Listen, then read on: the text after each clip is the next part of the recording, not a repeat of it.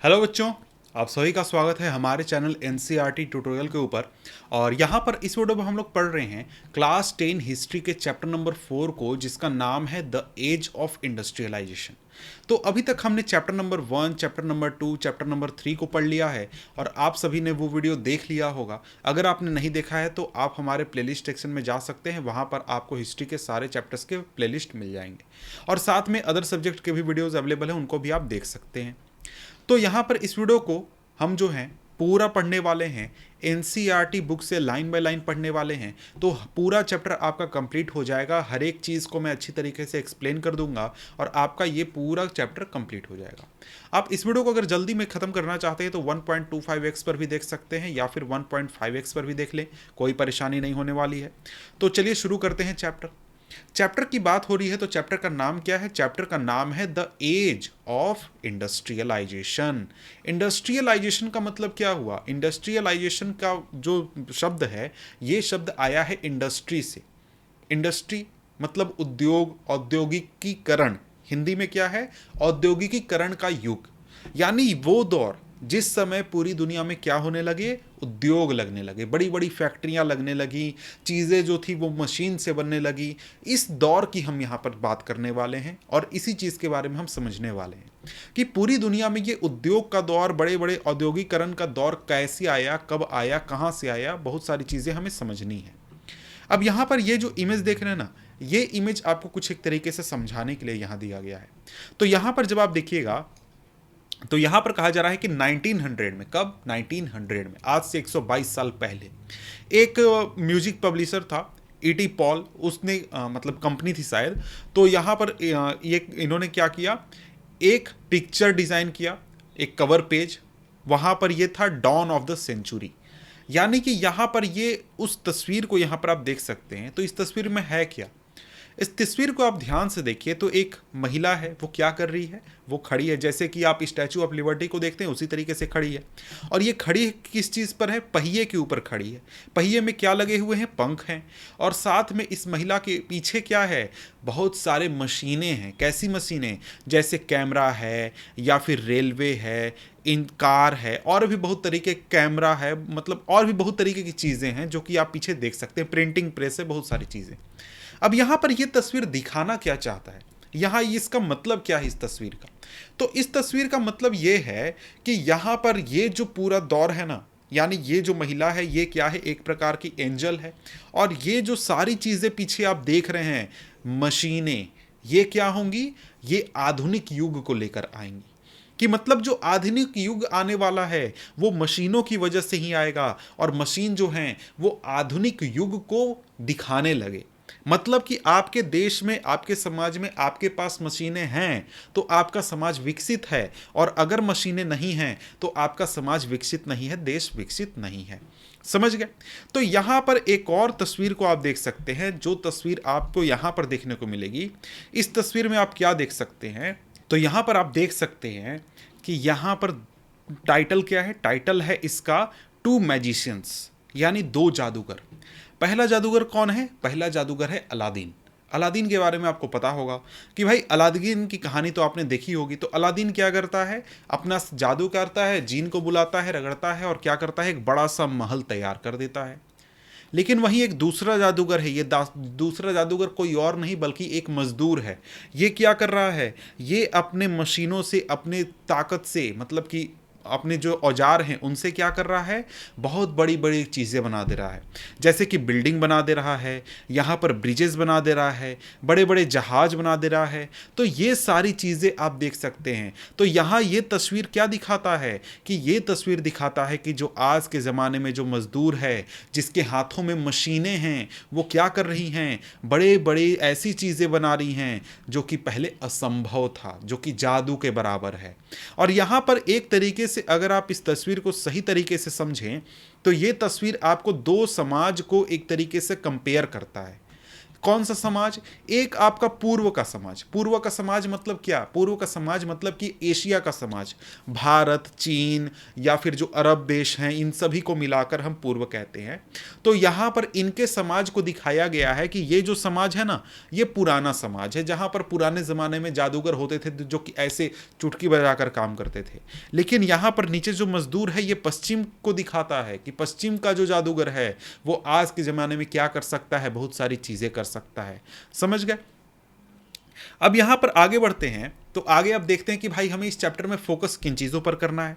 तो यहां पर अगर हम देखें तो यहां पर बात है कि how have these images developed, ये तस्वीरें कैसे आई, लोगों को ये कैसे लगने लगा कि भाई जो मशीनें हैं वो आधुनिक युग को दिखाती हैं। यहाँ पर हम एक तरीके से समझने वाले हैं कि जो इंडस्ट्रियलाइजेशन है, क्या हमेशा उसके इंडस्ट्रियलाइजेशन हमेशा टेक्नोलॉजी के साथ आया है, या फिर जो आपका आज हम जो मैकेनाइजेशन है उसको ग्लोरीफाई कर सकते हैं, बढ़ा चढ़ाकर, जैसे यहाँ पर दिखाया जा रहा है उस तरीके से दिखा सकते हैं। और इंडस्ट्रियलाइजेशन का लोगों के जीवन पर क्या प्रभाव पड़ा है। तो इन सभी चीज़ों को पढ़ने के लिए हम क्या करेंगे, इंडस्ट्रियलाइजेशन की हिस्ट्री को पढ़ेंगे। तो इस चैप्टर में हमें क्या पढ़ना है, इंडस्ट्रियलाइजेशन का हिस्ट्री। लेकिन समझना क्या है, समझना है कि ये सारी तस्वीरें कहाँ से आई, कैसे आई, और साथ में ये जो इंडस्ट्रियलाइजेशन है उसमें और टेक्नोलॉजिकल डेवलपमेंट में क्या रिलेशन रहा है, और साथ में इस इंडस्ट्रियलाइजेशन का लोगों के जीवन पर क्या प्रभाव पड़ा है। अब यहाँ पर हमें फोकस करना है दो देशों के ऊपर, पहला तो ब्रिटेन और दूसरा कौन सा है, इंडिया। तो ब्रिटेन के बारे में आपको पता होगा, नहीं पता है तो बता दूं कि ब्रिटेन आपका फर्स्ट इंडस्ट्रियल नेशन था। मतलब कि जहाँ पर फैक्ट्रियाँ वगैरह लगना शुरू हुई थी, सबसे पहले शुरू हुई थी ब्रिटेन में। और उसके बाद हम देखेंगे इंडिया की कहानी कि इंडिया में किस तरीके से इंडस्ट्रीज वगैरह चालू हुए, ग्रोथ हुए, ये सारी चीज़ें। तो आइए हमारा टॉपिक है पहला टॉपिक क्या कहता है, पहला टॉपिक कहता है बिफोर द इंडस्ट्रियल रिवॉल्यूशन। यानी इंडस्ट्रियल रिवॉल्यूशन आने से पहले, फैक्ट्रियां वगैरह लगने से पहले क्या स्थिति थी, समाज में क्या चल रहा था, कैसे उत्पादन होता था, बहुत सारी चीज़ें हम समझेंगे। अब यहाँ पर कहा जा रहा है कि हम हमेशा जब भी इंडस्ट्रियलाइजेशन की बात करते हैं तो हमेशा हम उसको फैक्ट्री इंडस्ट्री के साथ जोड़ देते हैं, और जब भी हम इंडस्ट्रियल प्रोडक्शन की बात करते हैं तो हम कहते हैं फैक्ट्री प्रोडक्शन। क्या ये दोनों सेम चीज़ हैं? जी नहीं, सेम चीज़ नहीं है। और साथ में जब इंडस्ट्रियल वर्कर की बात करते हैं तो उसका मतलब हमारा क्या होता है, फैक्ट्री वर्कर। लेकिन अगर हम देखें तो यहाँ पर क्या है कि जो इंडस्ट्रियलाइजेशन है ये आपको फैक्ट्रियाँ लगने से पहले ही चालू हो चुकी थी। अब ये इंडस्ट्रियलाइजेशन क्या है या फिर फैक्ट्री क्या है, दोनों में फ़र्क क्या है, ये समझना ज़रूरी है। आइए समझते हैं। देखिए, फैक्ट्री का मतलब आपको पता होगा, फैक्ट्री क्या होती है। फैक्ट्री एक तरीके का हमारा क्या कह सकते हैं, एक प्रकार का बिल्डिंग होता है या फिर एक प्रकार का स्ट्रक्चर होता है जहाँ पर क्या होता है, किसी भी चीज़ का प्रोडक्शन होता है। जैसे कार जो बनता है, कार जो बना उसके लिए क्या होती है, कार की फैक्ट्री होती है। समझ गए? तो वो क्या है, एक प्रकार का फैक्ट्री है जहां पर कुछ चीजें बनती हैं, प्रोड्यूस होती हैं। तो फैक्ट्री क्लियर आपको पता है, जो भी आप इमेज आपके दिमाग में आ रहा है, जैसे कि सीमेंट जहां पर जिस बिल्डिंग में बनेगा, जो पूरा सेटअप रहेगा, मशीन वगैरह काम करेंगे, लोग काम करेंगे, जो पूरा सेटअप रहेगा, वहां पर क्या होगा, सीमेंट फैक्ट्री होगा। सीमेंट फैक्ट्री समझ गए क्या हो गया, फैक्ट्री एक बिल्डिंग है जहां पर मशीनें हैं, पत्थर आ रहे हैं, उसको तोड़ा जा रहा है, प्रोसेस किया जा रहा है, सब चीज़ किया जा रहा है, सीमेंट बना, सीमेंट फैक्ट्री हो गया वो। लेकिन आपने कभी सीमेंट इंडस्ट्री सुना है? इंडस्ट्री वर्ड आपने सुना होगा। तो भैया ये सीमेंट इंडस्ट्री क्या है फिर? तो भाई देखिए, सीमेंट इंडस्ट्री वर्ड जब हम कहते हैं ना, तो एक प्रकार के काम के मतलब एक प्रकार के काम को हम डिनोट करते हैं। जैसे हम कहते हैं सीमेंट इंडस्ट्री, भाई सीमेंट इंडस्ट्री है ना, वहाँ पर नौकरियाँ बहुत डेवलप हो रही हैं। तो मतलब क्या, मतलब कि सीमेंट सेक्टर, सीमेंट बनाने वाले जितने भी फैक्ट्रियाँ हैं, जितने भी यूनिट हैं, उससे जुड़े हुए जितने भी लोग हैं, सभी को हम एक में कह रहे हैं क्या, सीमेंट इंडस्ट्री। समझ गया? उसी तरीके से मान लीजिए कि कोई आपको क्या है, जो आपको कपड़ा बनाने की फैक्ट्री है, तो वहाँ पर क्या हो गया, वो हो गया टेक्सटाइल फैक्ट्री, जहाँ पर क्या बनेगा, कपड़ा बनेगा, कपड़ा तैयार किया जाएगा। लेकिन टेक्सटाइल इंडस्ट्री भी होता है, इंडस्ट्री का मतलब क्या? इंडस्ट्री मतलब कि टेक्सटाइल से जुड़े हुए जितनी भी फैक्ट्रियां हैं, जितने भी लोग हैं जो कि उसमें काम करते हैं, सभी को एक साथ हम कह रहे हैं इंडस्ट्री। समझ गए? तो आपने कभी सुना होगा क्या? Cottage industry. Cottage industry.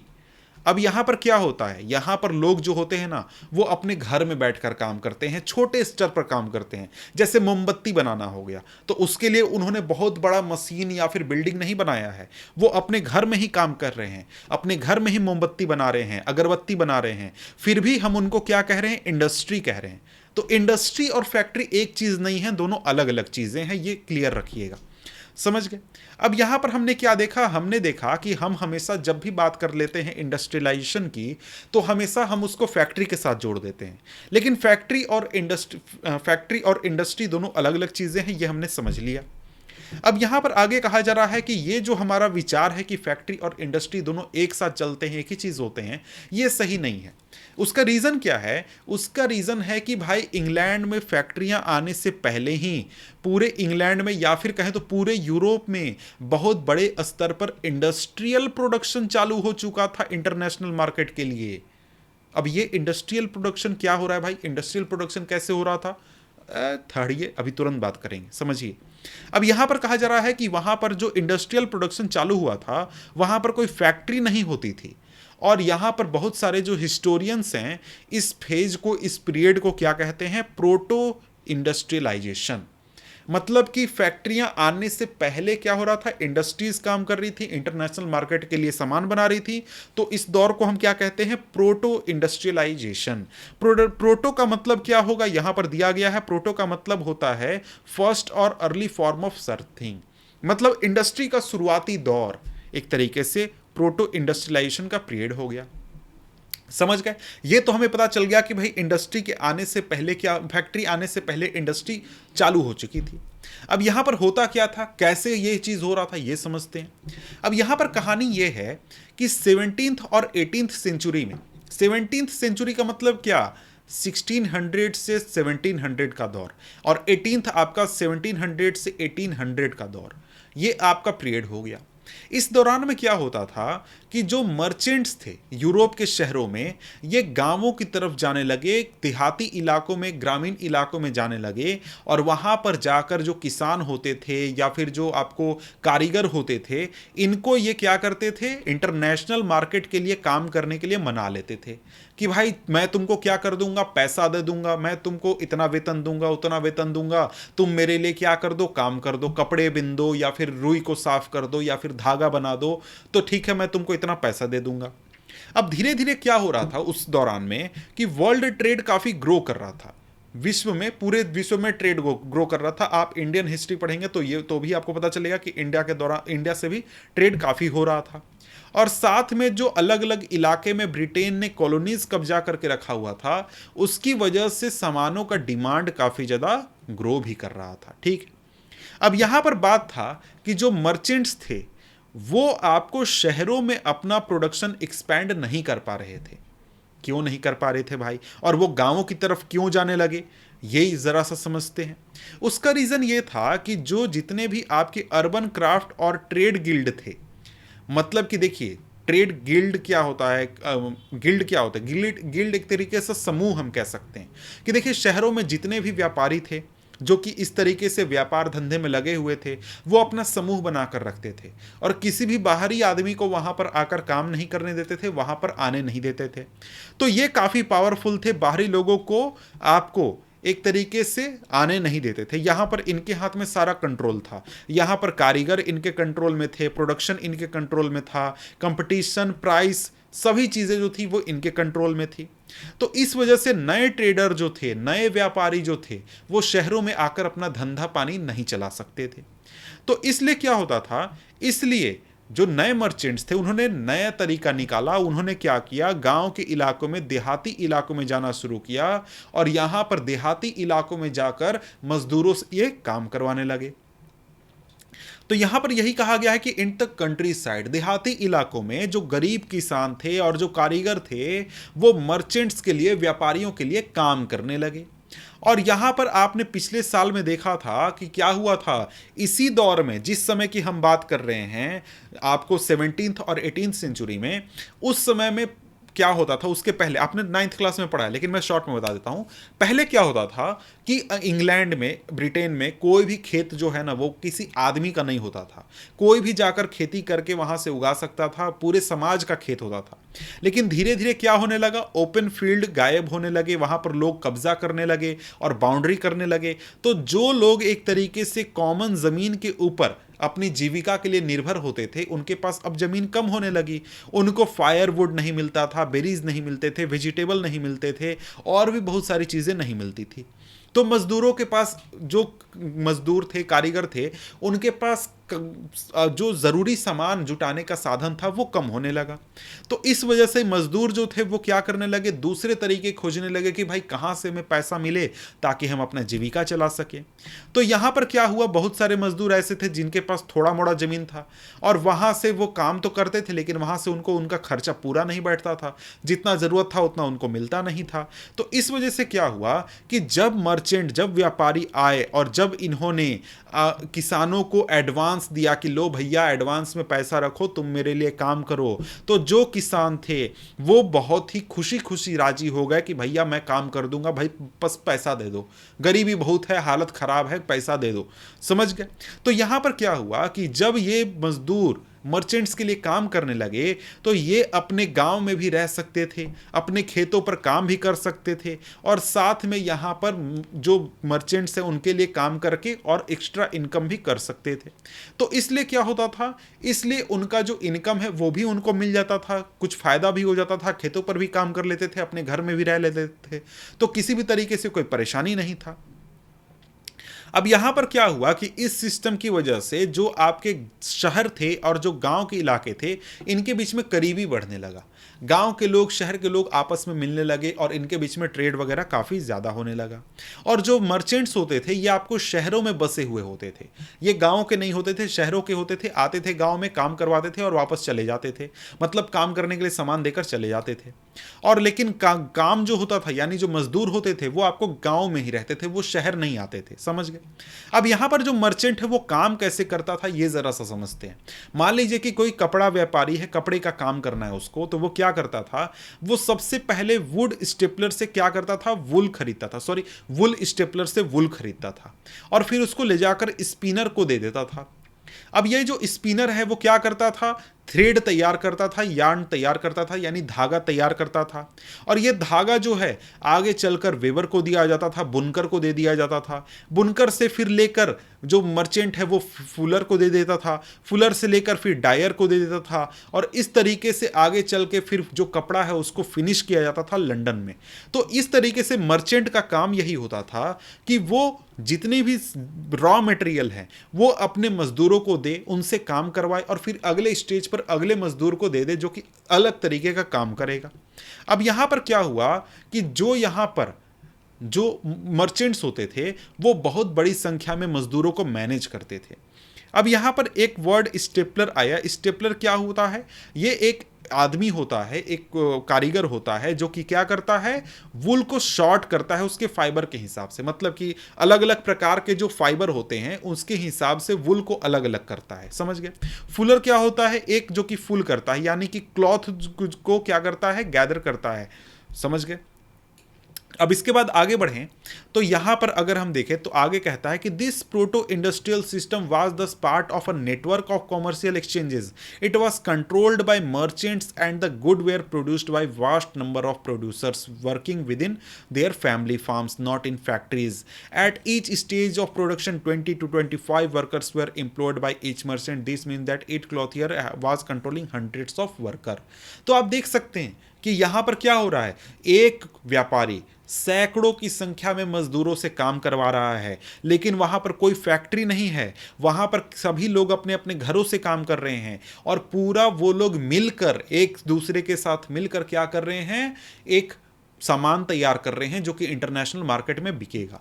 सबसे ऊपर कौन हो गया, मर्चेंट।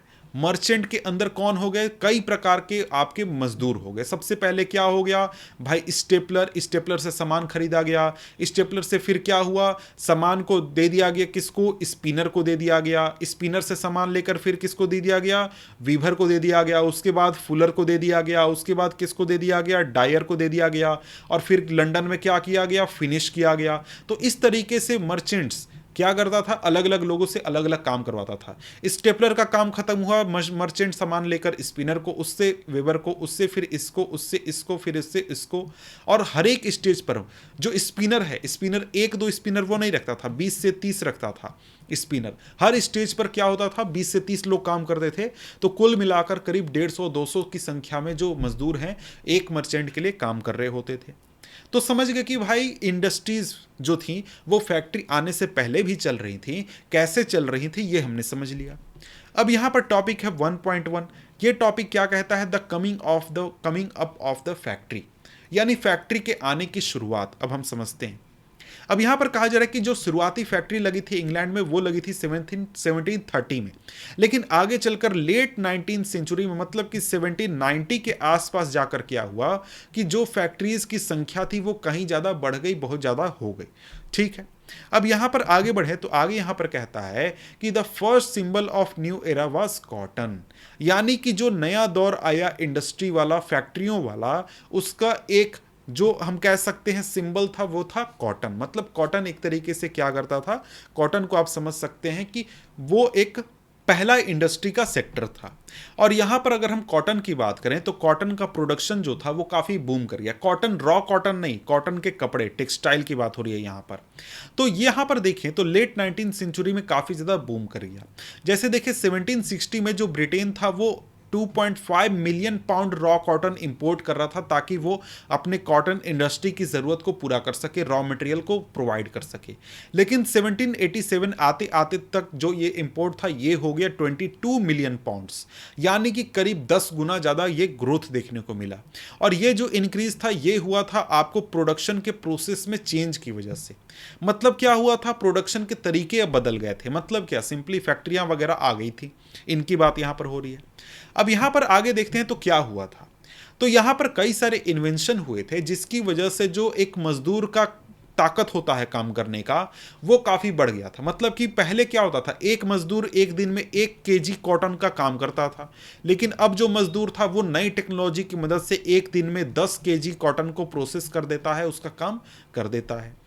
अब यहां पर आगे देखें तो आगे कहता है कि अ सीरीज ऑफ इन्वेंशन। तो क्या क्या इन्वेंशन हुए थे भाई, जैसे कि अगर हम लोग देखें तो यहां पर आपको हुआ था रिचार्ड आर्कराइट के द्वारा कॉटन मिल बनाया गया था। कॉटन मिल जो इंडस्ट्री होती है, फैक्ट्री होती है, उसकी बात हो रही है। और यहां पर क्या होता था, यहां पर जो ये कॉटन मिल था, इस कॉटन मिल में सारा काम अब क्या होता था, एक बिल्डिंग में होता था, एक जगह पर होता था। अलग अलग गांव में मजदूर नहीं रहते थे, बल्कि एक जगह पर, एक छत के नीचे एक जगह पर मजदूर रखकर काम करते थे। और यहां पर अगर हम लोग देखें तो यहां पर इसका फायदा ये था कि जो ये पूरी इंडस्ट्री थी, ये जो कॉटन मिल बना था, इस कॉटन मिल में सभी मजदूर एक जगह पर काम रखते थे, तो इनका मैनेजमेंट आसान होता था। और साथ में प्रोडक्शन प्रोसेस पर भी निगरानी रखी जा सकती थी, क्वालिटी पर, लेबर को के ऊपर, मजदूर के ऊपर, सभी के ऊपर निगरानी अच्छी तरीके से रखी जा सकती थी। अब यहां पर क्वेश्चन पूछता है, यहां से ये क्वेश्चन 2015 में पूछा है कि how did cotton factories become an intimate part of English landscape in the early 19th century. तो ये क्वेश्चन का आंसर हम नीचे थोड़ा सा देखने वाले हैं, तो हम लोग आगे बढ़ते हैं। यहां देखिए, यहां पर in the early 19th century factories increasingly became an intimate part of English landscape, so visible were the imposing new mills, so magical seemed to be the power of new technology, the contemporary were dazzled। मतलब कि लोगों की आंखें चौंधिया जाती थी, ऐसी फैक्ट्रियां देखने में लगती थी, ऐसे ये कॉटन मिल वगैरह देखने में लगते थे। और यहाँ पर ये जो लोग थे ये इतना ज़्यादा अटेंशन देते थे इन मिल्स के ऊपर कि ये लोग भूल जाते थे कि भाई कहीं पर गली में लोग बैठकर, मजदूर बैठकर काम भी कर रहे हैं, और छोटे छोटे वर्कशॉप भी अभी भी चलते हैं, और वो छोटे छोटे वर्कशॉप अभी बंद नहीं हुए हैं। तो यहाँ पर अगर हम लोग देखें तो यहाँ पर आगे बढ़ते हैं, तो यहाँ पर आपको एक सेकेंड, टॉपिक है 1.2। टॉपिक 1.2 कहता है the pace of industrial change. Industrial change मतलब कि जो इंडस्ट्री आ रही थी उसमें बदलाव क्या किस स्पीड से हो रहा था, काफ़ी धीरे धीरे हो रहा था या काफ़ी फास्ट हो रहा था या नॉर्मल हो रहा था, कैसा हो रहा था, क्या क्या बदलाव हुआ था, ये ज़रा सा समझने वाले हैं।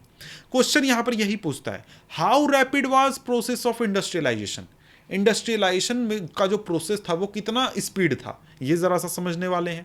और यहाँ पर समझेंगे कि does industrialization mean only the growth of factory industries. Industrialization का क्या मतलब यही होता है कि केवल फैक्ट्रियाँ बढ़ रही हैं और कुछ नहीं हो रहा है, तो ये ज़रा सा समझते हैं। अब यहाँ पर कह रहा है कि देखिए, अगर हम फैक्ट्रियों की बात करें, इंडस्ट्रीज़ की बात करें, तो इसमें दो इंडस्ट्रीज़ जो हैं ब्रिटेन में वो काफ़ी शाइन करती थी। एक था कॉटन, दूसरा था मेटल। मेटल में आपका आयरन स्टील की बात हो रही है। तो यहां पर ये दोनों इंडस्ट्रीज जो थी ये काफ़ी रैपिड पेस पर इंक्रीज कर रही थी, ग्रो कर रही थी। और कॉटन था वो एक तरीके से इंडस्ट्रियलाइजेशन का फर्स्ट फेज एक तरीके से लाया था, मतलब कि सबसे शुरुआती दौर में जो ग्रोथ था वो कहाँ था, कॉटन में था। और यहां पर यह हुआ था 1840s तक। 1840s तक सबसे ज्यादा प्रोडक्शन ग्रोथ कहां हो रहा था, कॉटन में। लेकिन आगे चलकर क्या हुआ, आयरन और स्टील इंडस्ट्री जो थी वो लीड करने लगी और सबसे बड़ी इंडस्ट्री बन गई ब्रिटेन की। अब उसका रीज़न ये था कि भाई जो रेलवेज थी वो काफ़ी एक्सपैंड कर रही थी, देश के अलग अलग इलाके में रेलवे बिछाए जा रहे थे, जितने देश गुलाम थे सभी जगहों पर रेलवे बिछाया जा रहा था। तो इस वजह से जो आयरन और स्टील का डिमांड था वो भी काफ़ी ज़्यादा ग्रो कर रहा था। और 1873 आते आते तक जो ब्रिटेन था वो 77 मिलियन पाउंड का क्या कर रहा था, आयरन और स्टील एक्सपोर्ट कर रहा था। और ये उस समय के कॉटन एक्सपोर्ट का डबल था। तो इस तरीके से ये दो सेक्टर हो गए जो कि लीड कर रहे थे, जहां पर इंडस्ट्रियल ग्रोथ हमें काफ़ी ज़्यादा देखने को मिला। अब यहां पर दूसरा एक बात और ध्यान रखना है जो कि बिल्कुल उल्टा ये है कि जो नई इंडस्ट्रीज आ रही थी वो ट्रेडिशनल इंडस्ट्रीज को इतनी आसानी से हटा नहीं सकती थी या फिर हटा नहीं रही थी। अगर हम 19th सेंचुरी के अंत तक भी बात करें, यानी कि आप 1890 1880 की भी बात कर रहे हैं ना, तो उस समय भी जितने लोग काम कर रहे थे, जॉब कर रहे थे और कहीं भी काम कर रहे थे, तो उसमें से मात्र 20% लोग जो थे वो आपको टेक्नोलॉजिकली एडवांस इंडस्ट्रियल सेक्टर में काम कर रहे थे। मतलब कि फैक्ट्रियां जैसी चीज़ों में मात्र 20% लोग काम कर रहे थे।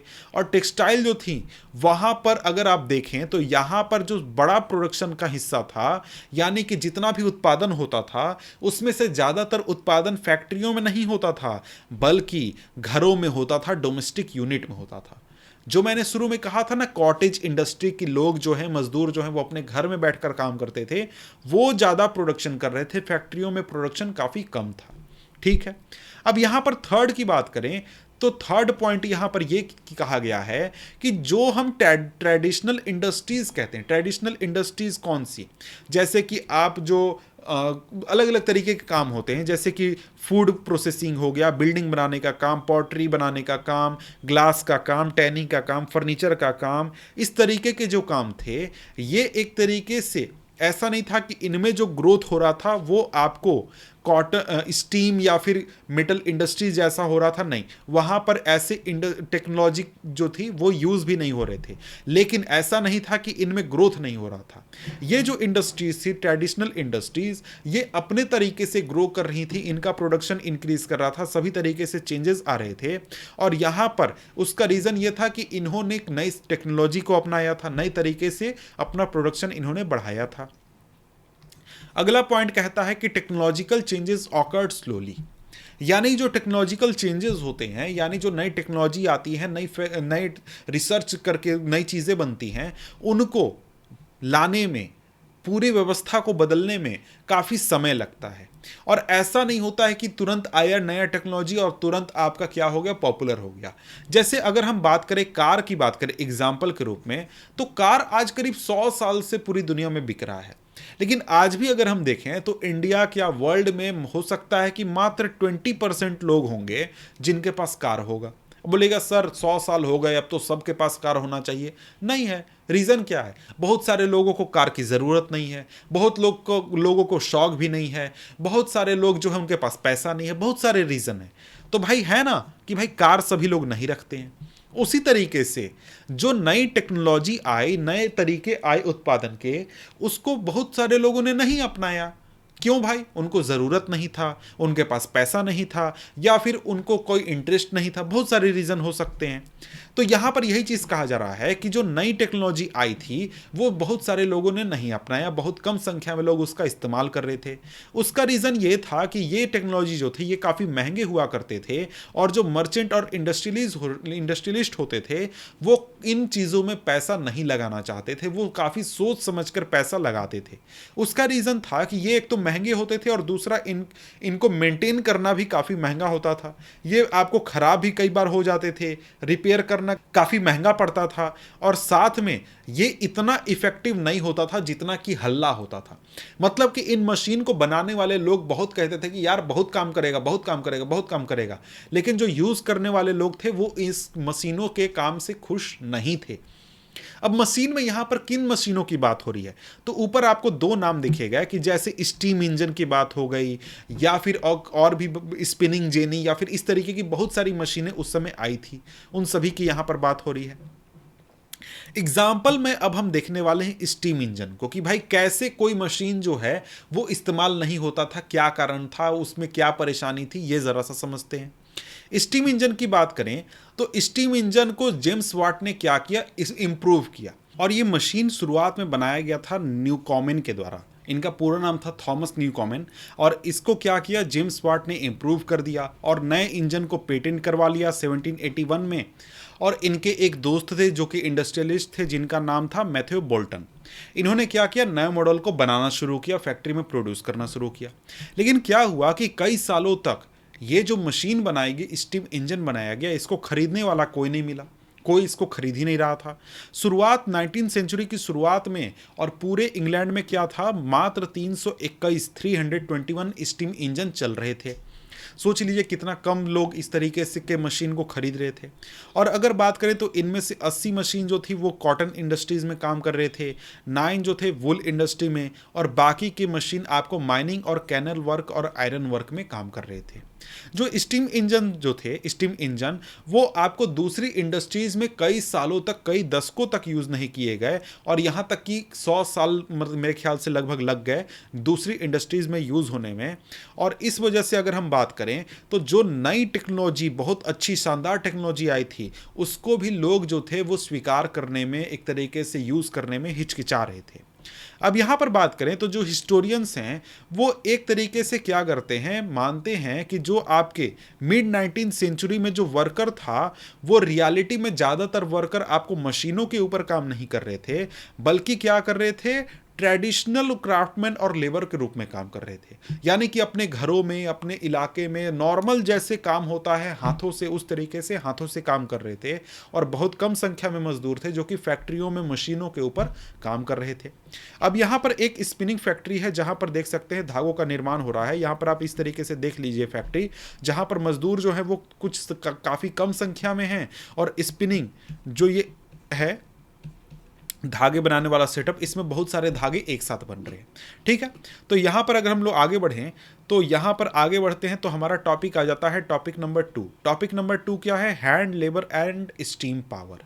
मतलब कि जो मजदूर है ना, उनकी कहानी अब हम समझेंगे कि स्टीम पावर या फिर जो फैक्ट्री नई टेक्नोलॉजी आने से मजदूरों के ऊपर क्या इम्पैक्ट पड़ा, इस तरीके की चीज़ों को हम समझने वाले हैं। तो यहां पर कहा जा रहा है कि जो विक्टोरिया ब्रिटेन था, विक्टोरियन ब्रिटेन का मतलब क्या है, उस समय में विक्टोरिया, क्वीन विक्टोरिया का शासन था ब्रिटेन के ऊपर। तो उस समय में जो लोग थे, मतलब कि जो ब्रिटेन था, वहां पर ह्यूमन लेबर की कोई शॉर्टेज नहीं थी। मतलब मजदूर भर के पड़े हुए थे, आपको जितने मजदूर चाहिए थे उतने मजदूर मिल जाते, आसानी से मिल जाते, किसी को कोई तकलीफ नहीं होती, मजदूरों की कोई कमी नहीं थी वहाँ पर। जो आपको गरीब किसान थे या फिर जो और भी जो लोग थे जिनको काम नहीं मिल रहा था, वो शहरों में मूव कर चुके थे या फिर मूव कर रहे थे ताकि उनको जॉब मिल सके, ताकि उनको काम मिल सके। समझ गए?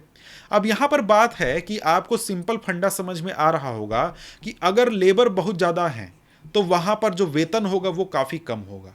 तो इस वजह से जो इंडस्ट्रियलिस्ट थे उनको कोई परेशानी नहीं थी, उनको कोई तकलीफ ही नहीं था कि उनको नया मशीन चाहिए। नया मशीन चाहिए, काहे चाहिए भैया, नया मशीन महंगा पड़ता है, हम मजदूर जो है उनसे काम करवाएंगे, हमको सस्ता पड़ेगा। तो इसलिए जो थे मजदूर, उनको किसी भी तरीके से लेबर की शॉर्टेज नहीं थी, या फिर उनको महंगे मजदूर या फिर यानी ज़्यादा वेतन देने का भी कोई डर नहीं था, तकलीफ नहीं था, और उनको नए मशीन लाने का कोई शौक भी नहीं था। क्यों भाई, उससे क्या होता, नए मशीन लाते तो नए मशीन पर मजदूरों की कम ज़रूरत पड़ती, तो मजदूर जो थे वो सस्ते थे, तो फ़ायदा इंडस्ट्रियलिस्ट लोगों के लिए नहीं था। तो इसलिए जो थे वो आपको नए मशीन लाना नहीं चाहते थे, नए मशीन में इंटरेस्टेड नहीं थे। ठीक है, इसके अलावा बहुत सारे इंडस्ट्रीज ऐसे थे, बहुत सारे इलाके ऐसे थे जहां पर डिमांड जो था लेबर का वो सीजनल था। कई महीनों में ज़्यादा काम होता था, कई महीनों में कम काम होता था।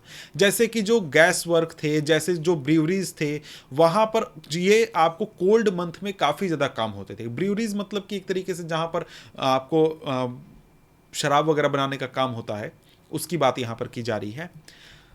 तो यहां पर कहता है कि यहां पर इन फैक्ट्रीज को, इन इंडस्ट्रीज को आपको अपने सीजन में ज़्यादा वर्कर्स की ज़रूरत होती थी।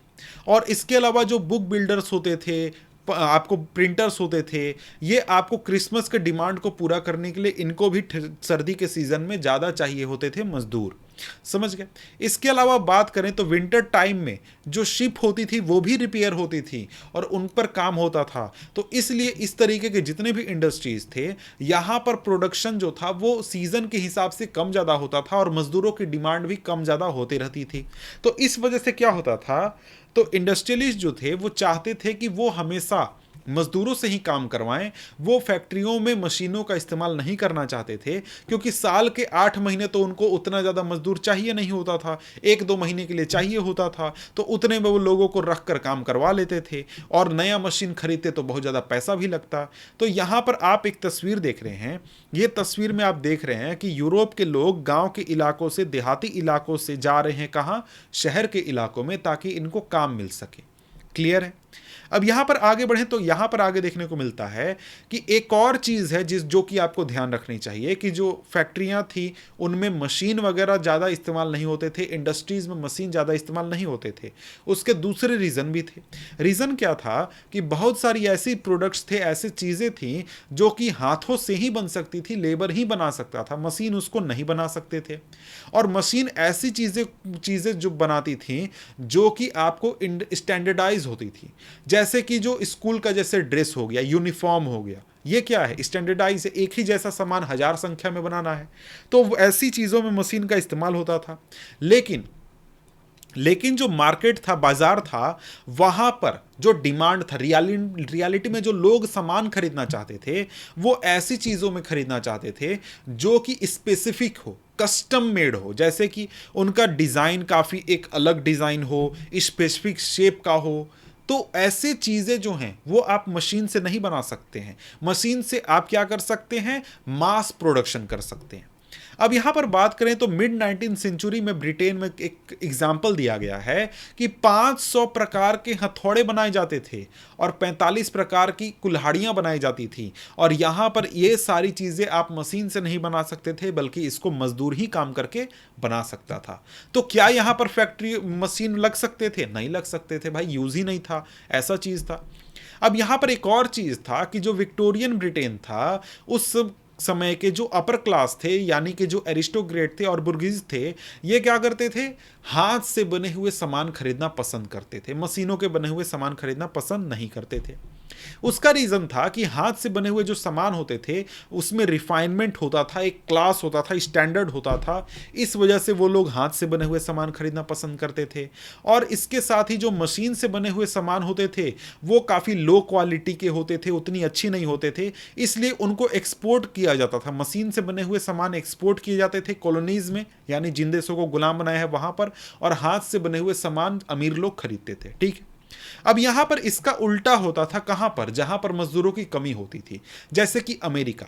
अमेरिका में क्या था, लेबर शॉर्टेज था, वहां पर मजदूरों की कमी थी। तो यहां पर जितने भी इंडस्ट्रियलिस्ट थे वो हमेशा चाहते थे कि वो मशीनों के ऊपर ज़्यादा निर्भर करें, मैकेनिकल पावर का यूज़ करें, ताकि उनको कम से कम मजदूर हायर करना पड़े। तो अमेरिका में मशीन ज़्यादा लोग यूज इस्तेमाल करते थे, इंडस्ट्रियलिस्ट लोग। लेकिन ब्रिटेन में क्या था, जो लोग थे, मजदूर थे, उनकी कोई कमी नहीं थी, इसलिए मशीन फैक्ट्रियों में उतना ज़्यादा काम नहीं करते थे। ठीक है, अब यहां पर अगला टॉपिक है, topic number 2.1, life of the workers, यानी मजदूरों की जिंदगी कैसी थी, ये हम जरा सा समझते हैं। अब यहां पर देखिए, एक चीज तो शुरू से ही बात किया गया कि भाई ब्रिटेन में मजदूरों की कोई कमी नहीं थी, और इसका एक तरीके से प्रभाव लोगों के जीवन पर भी पड़ता था, मजदूरों के जीवन पर भी पड़ता था। अब यहां पर क्या होता था कि शहर के इलाके में जब भी कोई नई फैक्ट्री लगती थी, या फिर जब भी होता था कि भाई मजदूरों का जरूरत है, मजदूर को काम मिलेगा, तो क्या होता था कि सैकड़ों की संख्या में, हजारों की संख्या में जो लोग जो थे वो शहर पहुंच जाते थे ताकि उनको काम मिल सके। और शहर में काम खोजना बहुत मुश्किल काम था, शहर में काम मिलना भी बहुत मुश्किल था, क्योंकि वहां पर आपको बहुत बड़ी संख्या में लोग जो थे वो काम खोज रहे थे। और इसमें एक चीज था जिस तरीके से आप नौकरी पा सकते थे, काम प्राप्त कर सकते थे, और वो ये था कि आपका कोई फ्रेंड हो या फिर कोई रिलेटिव हो, कोई आपका किसी तरीके से जान पहचान हो किसी फैक्ट्री में, तभी आपको काम पर रखा जा सकता था। अगर एग्जाम्पल के तौर पर कोई आपका दोस्त या रिलेटिव फैक्ट्री में काम कर रहा है तो आपको जॉब आसानी से मिल जाएगा, लेकिन सभी लोगों के तो ऐसे रिलेटिव होते नहीं थे। तो इस वजह से क्या होता था, बहुत सारे लोग जिनको कि जॉब नहीं मिलता था वो हफ्तों तक वेट किया करते थे, ब्रिजेस के नीचे सोते थे, ब्रिजेस के आसपास ही रहते थे, और वहीं पर अपना जो जीवन यापन है वो करते थे जब तक कि उनको काम न मिल जाए। और इसके अलावा बहुत सारे आपको रैन बसेरे बनाए गए थे जो कि लोग चलाते थे मजदूरों की मदद करने के लिए। इसके अलावा दूसरे जो आपके रैन बसेरे थे जो कि सरकार चलाती थी गरीब लोगों के ध्यान रखने के लिए। अब यहां पर क्या होता था, एक और चीज था, वो था सीजनलिटी।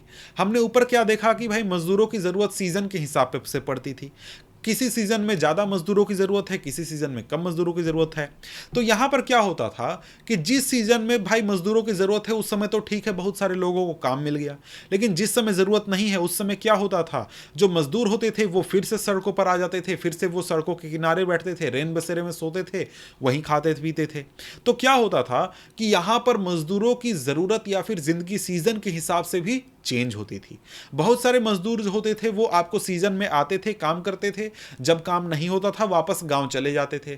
लेकिन ज़्यादातर लोग क्या करते थे, वो शहरों में ही रहकर वेट करते थे, रैन बसेरे में रहते थे, या फिर किसी भी तरीके से रोड के किनारे रहकर अपनी ज़िंदगी चलाते थे। इसके अलावा बहुत सारे लोग क्या करते थे, अलग अलग तरीके के काम खोजने की कोशिश करते थे ताकि उनको काम मिल सके, वो अब क्या कर सके, अपना जीवन यापन कर सके। आगे चलकर अर्ली 19 सेंचुरी में, यानी कि 1805 में, 1810 में क्या हुआ, आपका एक तरीके से जो वेतन था मजदूरों का वो तो बढ़ा, लेकिन उसका प्रभाव लोगों के जीवन पर उतना अच्छा नहीं पड़ा जैसा कि हमें लगता है कि भाई वेतन बढ़ा तो भाई अच्छा होना चाहिए। नहीं, क्यों नहीं? उसका रीज़न ये था कि देखिए उसी समय क्या हो रहा था कि आपको जो एक तरीके से सामानों के दाम थे वो भी इंक्रीज कर रहे थे।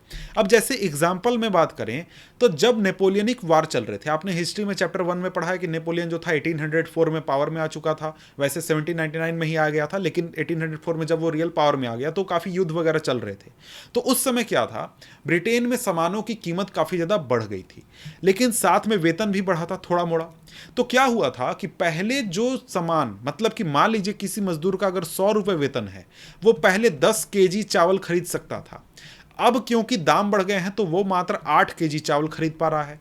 तो रियलिटी में उसको वेतन जो है वो कम पड़ने लगा। क्यों? क्योंकि युद्ध चल रहा है। तो क्या हो गया, वहां पर क्या हुआ कि जो वेतन है, वेतन तो बढ़ा लेकिन वेतन में उतना सामान नहीं मिलने पा रहा है जितना कि पहले मिला करता था। और साथ में यहां पर बात करें तो जो इनकम था वर्कर्स का, वो सिर्फ वेज रेट पर डिपेंड नहीं करता था, बल्कि इस बात पर भी डिपेंड करता था कि कितने दिनों के लिए उसको काम मिला है, और उसके हिसाब से उसका एवरेज डेली इनकम होता था। मतलब कि भाई मजदूरों को डेली के हिसाब से वेतन नहीं मिलता था, बल्कि उसको मान लीजिए कहा गया कि भाई तुमको 15 दिन का काम है, 15 दिन का काम है, कुल मिलाकर इस घर को पेंट मारना है, पेंट मारने के लिए मैं तुमको क्या दूंगा, 1000 रुपए दे दूंगा, 1000 रुपए तो दिन का हिसाब से निकाल लीजिए। इस तरीके से काम वगैरह होते थे। अब यहाँ पर क्या हुआ कि मिड 19 सेंचुरी तक क्या हो गया कि करीब 10% जो अर्बन पॉपुलेशन थी वो एक्सट्रीमली पुअर थी, मतलब कि बहुत बहुत ज़्यादा गरीबी में थी। आप अपने देश में भारत में जो देखते हैं कि बिल्कुल एकदम दयनीय स्थिति में लोग हैं, बहुत ज़्यादा गरीब हैं, एक्सट्रीम पुअर हैं, वैसी स्थिति में ब्रिटेन के लोग थे 10% के करीब मिड 19 सेंचुरी तक, मतलब कि 1850 के आसपास तक। और इसके अलावा बात करें जब इकोनॉमिक स्लम्प आता था, मतलब कि जब इकोनॉमी स्लो डाउन हो जाती थी, भुखमरी जैसी कोई परेशानी आ जाती थी, जैसे कि 1830 में आया था, उस समय में बेरोजगारों की संख्या जो थी वो 35% से 75% के बीच में चली जाती थी अलग अलग इलाकों में। तो इस वजह से लोग जो थे वो अलग अलग तरीके से परेशान थे और मजदूरों की स्थिति काफ़ी खराब थी। इसके अलावा मजदूरों को एक और डर सताने लगा, एक और चीज़ से मजदूर परेशान हो गए कि जो मशीनें आ गई थी, जैसे कि जो स्पिनिंग जेनी आया था, उससे मजदूरों को ये लगने लगा कि भाई अब हमारी नौकरियां चली जाएंगी, हम जो काम पहले करते थे वो ये मशीन कर देंगे, तो भाई जो फैक्ट्रियां हैं वहाँ पर मशीन ये काम करेंगे, हमको काम नहीं मिलेगा। तो इस वजह से लोग जो थे, मजदूर जो थे, वो काफ़ी परेशान होने लगे और उनको अनएम्प्लॉयमेंट का डर सताने लगा कि अब हमें रोजगार नहीं मिलेगा, काम नहीं मिलेगा। अब यहाँ पर स्पिनिंग जेनी का एग्जाम्पल देख सकते हैं, उदाहरण देख सकते हैं। तो स्पिनिंग जेनी क्या है? एक तरीके से डिवाइस बनाया गया था जिसको कि क्या किया जाता है, आपको स्पिनिंग के काम के लिए यूज़ किया जाता है। स्पिनिंग का काम मतलब जो धागा वगैरह, धागा बनाने का काम होता है, उसकी बात यहाँ पर की जा रही है। उसमें क्या होता है, आपको कई सारे स्पिंडल्स आपको एक साथ घुमाकर कई सारे धागे एक साथ बनाए जा सकते थे इस मशीन से। ठीक है, तो जब स्पिनिंग जेनी आया तो स्पिनिंग जेनी से जो महिलाएं थीं वो काफ़ी ज़्यादा गुस्सा थी। क्यों गुस्सा थी भाई? क्योंकि जो ये काम होता था, धागा बनाने का काम, स्पिनिंग का काम होता था, ये आपको महिलाएं किया करती थी। और यहाँ पर ये जो महिलाएं थीं, इनको लगता था कि भाई अगर ये स्पिनिंग जेनी आ गया तो हमारा तो काम छिन जाएगा। तो यहाँ पर क्या हो गया, यहाँ पर ये चीज़ काफ़ी ज़्यादा लोगों को परेशान करने लगी। लोग जो थे वो काफ़ी इस चीज़ के ऊपर कन्फ्लिक्ट करते थे, विरोध करते थे, हमला तक कर देते थे। और यहाँ पर आगे चलकर क्या हुआ, आगे चलकर 1840 के बाद में बहुत सारी एक्टिविटीज़ नई होने लगी, मतलब ज़्यादा होने लगी। जैसे कि बिल्डिंग एक्टिविटी था शहरों में, वो काफ़ी ग्रो अप कर गया, उससे काफ़ी ज़्यादा एम्प्लॉयमेंट मिला, रोड चौड़े होने लगे, नए रेलवे स्टेशन बनने लगे, रेलवे लाइन बिछने लगी, टनल्स बनने लगे, ड्रेनेज बनने लगे, सीवर बनने लगे, रिवर एम्बैंकमेंट होने लगे। तो इन सभी से क्या होने लगा, बहुत सारे मजदूरों को काम मिलने लगा। ट्रांसपोर्ट डिपार्टमेंट में बहुत बड़ी संख्या में लोगों को काम मिला और यहाँ पर इन सभी को काम मिलने के बाद भी बहुत सारे लोग जो थे उनको बेरोजगारी का सामना करना पड़ रहा था और लोग जो थे वो परेशान थे। ठीक, अब यहाँ पर बात करें तो आगे हमारे सामने टॉपिक आ जाता है, टॉपिक नंबर 3। तो अभी तक हमने क्या किया, ब्रिटेन की कहानी समझ ली, ब्रिटेन की कहानी देख ली। अब हम क्या करने वाले हैं, टॉपिक है इंडस्ट्रियलाइजेशन इन द कॉलोनीज, यानी जो एक तरीके से गुलाम देश थे जैसे कि भारत, उनकी हम बात करेंगे। और यहाँ पर कहानी हम देखेंगे इंडिया की, तो इंडिया में किस तरीके से इंडस्ट्रियलाइजेशन हुआ ये अब यहाँ पर हम देखने वाले हैं। और इंडिया की, भारत की कहानी को समझने के लिए हम क्या करेंगे, सिर्फ और सिर्फ टेक्सटाइल इंडस्ट्रीज की बात करेंगे, किसी और भी तरीके के दूसरे सेक्टर की बात नहीं करेंगे। और टेक्सटाइल इंडस्ट्री के जरिए से हम लोग समझेंगे कि इंडिया में इंडस्ट्रियलाइजेशन कैसे हुआ। अब यहां पर आपको टॉपिक नंबर है 3.1, the age of Indian textile. अब यहां पर आपको बताया गया है, समझाया गया है कि इंडस्ट्रीज के आने से पहले, अंग्रेजों के आने से पहले यहां पर भारत में क्या स्थिति थी, टेक्सटाइल की इंडिया में क्या स्थिति थी, लोग कैसे काम करते थे, क्या इनकम होता था, ये हम जरा सा समझेंगे। अब यहाँ पर देखें तो यहाँ पर कहता है कि मशीन इंडस्ट्रीज के आने से पहले, फैक्ट्रियों के आने से पहले जो सिल्क और कॉटन का सामान था इंडिया से, मतलब इंडिया में जो कपड़े बनते थे, इंडिया में जो सामान बनते थे सिल्क और कॉटन के, वो पूरे वर्ल्ड में डोमिनेट करते थे। पूरे वर्ल्ड में आप कहीं भी चले जाते तो वहाँ पर आपको कोई भी व्यक्ति जो था उसका शौक होता था, वो अगर अमीर है, पैसे उसके पास, तो वो इंडिया से खरीदे बने हुए कपड़े खरीदता था। उसका रीज़न ये था कि दुनिया के अलग अलग इलाके में जो कॉटन वगैरह मिलता था, कॉटन उगता था, वो काफ़ी मोटा होता था, लेकिन भारत में जो कॉटन उगता था वो काफ़ी फाइन क्वालिटी का होता था, काफ़ी महीन होता था, काफ़ी अच्छी क्वालिटी का होता था। और इसी वजह से अगर आप हिस्ट्री में देखें तो जो आपको आर्मेनियन और पर्सियन मर्चेंट होते थे, वो पंजाब से इन कॉटन के बेल्स को, यानी कॉटन का जो पौधा होता है उससे जो बेल्स होते हैं उसको लेकर, यानी कच्चा जो कॉटन है उसको लेकर जाते थे सेंट्रल एशिया तक, ईस्टर्न पर्सिया तक, सभी जगहों जगहों पर लेकर जाते थे और यहाँ पर इन बेल्स को आगे चल के क्या किया जाता था, प्रोसेस करके सामान वगैरह बनाए जाते थे। अब ये जाते कैसे थे, तो ये भाई जाते थे ऊँटों पर लाद के नॉर्थ वेस्ट फ्रंटियर होते हुए, माउंटेन पासेस होते हुए, डेजर्ट होते हुए पूरा अफगानिस्तान के जरिए उस रीजन में पहुंचता था। आगे चलकर जब सी ट्रेड आया, सी ट्रेड बढ़ने लगा, तो यहाँ पर क्या हुआ कि जो गुजरात कोस्ट था, गुजरात में जो सूरत का पोर्ट था और साथ में जो आपका इस तरफ में जो आप देख सकते हैं जो हुगली का पोर्ट था, वो काफ़ी एक तरीके से पॉपुलर था, जो कि क्या करता था, विदेशों में सामान एक्सपोर्ट करता था। इसी तरीके से कोरोमंडल कोस्ट में, यानी कि जो नीचे आपका साउथ का रीजन हो गया, वहाँ पर आपको मसूलीपट्टनम एक पोर्ट था, जहाँ से वहाँ से भी एक्सपोर्ट वगैरह होते थे। अब यहाँ पर ये एक्सपोर्ट मेनली होते थे साउथ ईस्ट एशियन को, मतलब कि अगर हम बात करें तो गुजरात कोस्ट से आपको गल्फ रीजन में, रेड सी पोर्ट में, और इसके अलावा मसूलीपट्टनम और जो हुगली है बंगाल का, वहाँ से साउथ ईस्ट एशिया में होता था ट्रेड, मतलब वर्ल्ड के अलग अलग इलाके में। अब ये जो पूरा व्यापार होता था, इसमें इंडिया के बहुत तरीके के मर्चेंट होते थे, बैंकर होते थे, जो कि इस काम में इन्वॉल्व होते थे। ये लोग क्या करते थे, प्रोडक्शन फाइनेंस करते थे, मतलब कि कहीं पर खेती करना है तो भाई उसके लिए किसान जो है उसको पैसा चाहिए, तो किसानों को पैसा प्रोवाइड करते थे। सामान को देहाती इलाकों से खरीद के, खेतों से खरीद के, और उसको एक्सपोर्टर तक लेकर आते थे, यानी जो पोर्ट है जहां पर से जहाजों में लोड होना है वहां तक लाते थे। अब ये क्या करते थे, ये इस काम के लिए वेवर्स को, यानी कि जो बुनकर होते थे, उनको एडवांस पैसा देते थे। मतलब क्या हुआ, जो प्रोडक्शन है, यानी कि जो कॉटन वगैरह उगाने के लिए पैसा दिया, कॉटन उगाया, फिर उसको जाकर वेवर को दिया, वेवर ने क्या किया, बुनकर ने क्या किया, कपड़ा तैयार किया, और फिर वहां से कपड़े ले लिए और उसको क्या किया, पोर्ट तक ले गए। पोर्ट पर जो बड़े बड़े व्यापारी होते थे, बड़े बड़े जहाज के मालिक होते थे, एक्सपोर्ट मर्चेंट होते थे, वो एक दलाल रखते थे, ब्रोकर रखते थे। वो क्या करता था, वो इन व्यापारियों से क्या करता था, खरीद लेता था, इन सामानों को दाम को मोल भाव करके खरीद लेता था, और फिर उसको विदेशों में ले जाकर बेच दिया जाता था। तो मतलब 1750 से पहले यह स्थिति थी कि इंडिया के सामान के ऊपर जो ट्रेड वगैरह सारा चीज होता था, उसमें इंडियन व्यापारी एक तरीके से इन्वॉल्व होते थे, पूरे मार्केट को लीड करते थे, सब चीज वो काम करते थे। लेकिन 1750 आते आते या फिर उसके बाद क्या हुआ कि ये जो पूरा सिस्टम था, जहां पर इंडियन व्यापारियों का कंट्रोल था, ये पूरा सिस्टम टूटने लगा या फिर खत्म होने लगा। उसका कारण यह था कि जो यूरोपियन कंपनीज थी, यूरोपियन कंपनीज में यहां पर ईस्ट इंडिया कंपनी आ गई, इंग्लैंड की भी, इसके अलावा जो डच थे, फ्रेंच थे, पुर्तगीज से सभी की बात हो रही है, ये सभी लोग जो थे ये काफी पावरफुल हो रहे थे। ये पावरफुल हो रहे थे, तो इन्होंने क्या किया, इन्होंने लोकल कोर्ट्स कहने का मतलब है कि राज दरबार, वहां के जो राजा थे उनसे कई सारे कंसेशन ले लिए। कंसेशन मतलब कि भाई बोला कि हम व्यापार करते हैं, बहुत व्यापार करते हैं, आप हमको टैक्स में छूट दे दो, या फिर हमको मोनोपोली राइट दे दो, कि मतलब अगर कॉटन का ट्रेड है तो कॉटन का ट्रेड कौन करेगा, ईस्ट इंडिया कंपनी करेगी, दूसरा कोई नहीं करेगा।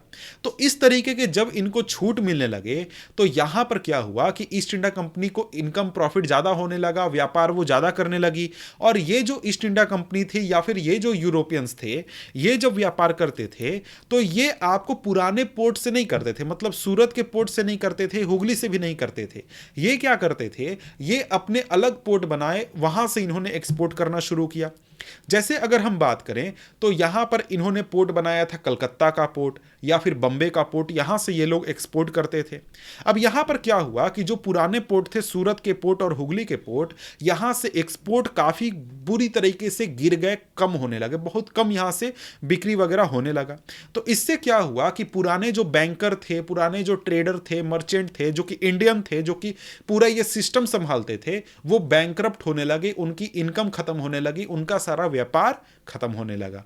और अगर हम एग्जांपल की बात करें तो सूरत जो पोर्ट है, वहां से आपको करीब 1,60,00,000 का व्यापार होता था, लेकिन 1740 आते आते तक ये मात्र 30 लाख का व्यापार होने लगा, इतना यहां से व्यापार कम हो चुका था।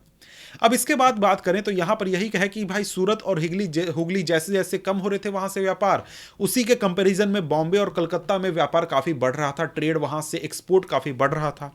और ये जो आपको कलकत्ता और बॉम्बे पोर्ट थे, यहां पर भारतीयों का कब्जा नहीं था, भारतीयों का कंट्रोल नहीं था, बल्कि किसका कंट्रोल था, यूरोपियंस का कंट्रोल था। अब यहां पर क्या हुआ कि ये आपको यूरोपियंस जो थे, यूरोपियन कंपनीज जो थी, ये सभी चीज़ें जो थी अपने कंट्रोल में रखती थी। यहाँ पर पोर्ट भी इनके कंट्रोल में होता था, बिकने वाला सामान भी इनका होता था, और जो जहाज यहाँ से सामान लेकर जाते थे ये भी यूरोपियन होते थे, ये भी इंडियन नहीं होते थे। अब यहाँ पर बहुत सारे जो पुराने आपको व्यापारी घराने थे भारत के, वो बर्बाद होने लगे, उनकी स्थिति खराब हो गई। और जो लोग सरवाइव करना चाहते थे, जो लोग चाहते थे कि भाई किसी तरीके से हम जिंदा रहें, मेरे को बिजनेस मिलता रहे, वो लोग क्या करने लगे, यूरोपियन ट्रेडिंग कंपनीज के साथ मिलकर काम करने लगे ताकि उनको लॉस ना हो, ताकि वो बचे रहें। अब यहां पर आगे अब हमें समझना है कि ये पूरा काम जो हुआ उसकी वजह से जो वेवर्स थे या फिर दूसरे जो कारीगर थे उनके ऊपर क्या इंपैक्ट पड़ा। तो इसके लिए हम पढ़ेंगे टॉपिक नंबर 3.2। 3.2 में क्या है, व्हाट हैपेंड टू वेवर्स। तो अगर हम बात करें वेवर्स की, तो जो बुनकर थे, जो कारीगर थे, उनके लाइफ के ऊपर जो इंपैक्ट हुआ उसमें एक बहुत बड़ा इवेंट था बंगाल के ऊपर अंग्रेजों का कब्जा। जो ईस्ट इंडिया कंपनी थी उसने क्या किया था, बंगाल पर कब्जा किया था, आपने ये पढ़ लिया है। और साथ में भारत के दूसरे इलाके में भी, जैसे कि मद्रास में या फिर जो मैसूर के इलाके हैं, उनके कुछ इलाकों पर भी अंग्रेजों ने कब्जा कर लिया था। तो इन कब्जा से पहले जो बुनकरों की जिंदगी थी वो तो भाई जैसे चल रही थी, लेकिन इन इलाकों पर कब्जा होने के बाद बुनकरों की जिंदगी पर बहुत प्रभाव पड़ा। कैसे प्रभाव पड़ा ये समझते हैं। तो भाई आपको पता है कि 1760 के आसपास बहुत सारे चीज़ें हो रही थी भारत में। बंगाल पर कब्जा हो चुका था। 1764 में क्या हुआ था, 1765 में जो अंग्रेज थे उनको दीवानी राइट भी मिल गया था, और भी बहुत तरीके की चीज़ें हुई थी। तो जब ये चीज़ें हुई तो शुरुआत में यहां पर बुनकरों पर उतना ज़्यादा इंपैक्ट नहीं पड़ा। क्यों नहीं पड़ा, उसका रीज़न ये था कि भाई टेक्सटाइल जो एक्सपोर्ट था वो किसी भी तरीके से डिक्लाइन नहीं हुआ, बिक्री जितना होता था उतना ही होता रहा, और भी बल्कि डिमांड बढ़ गया।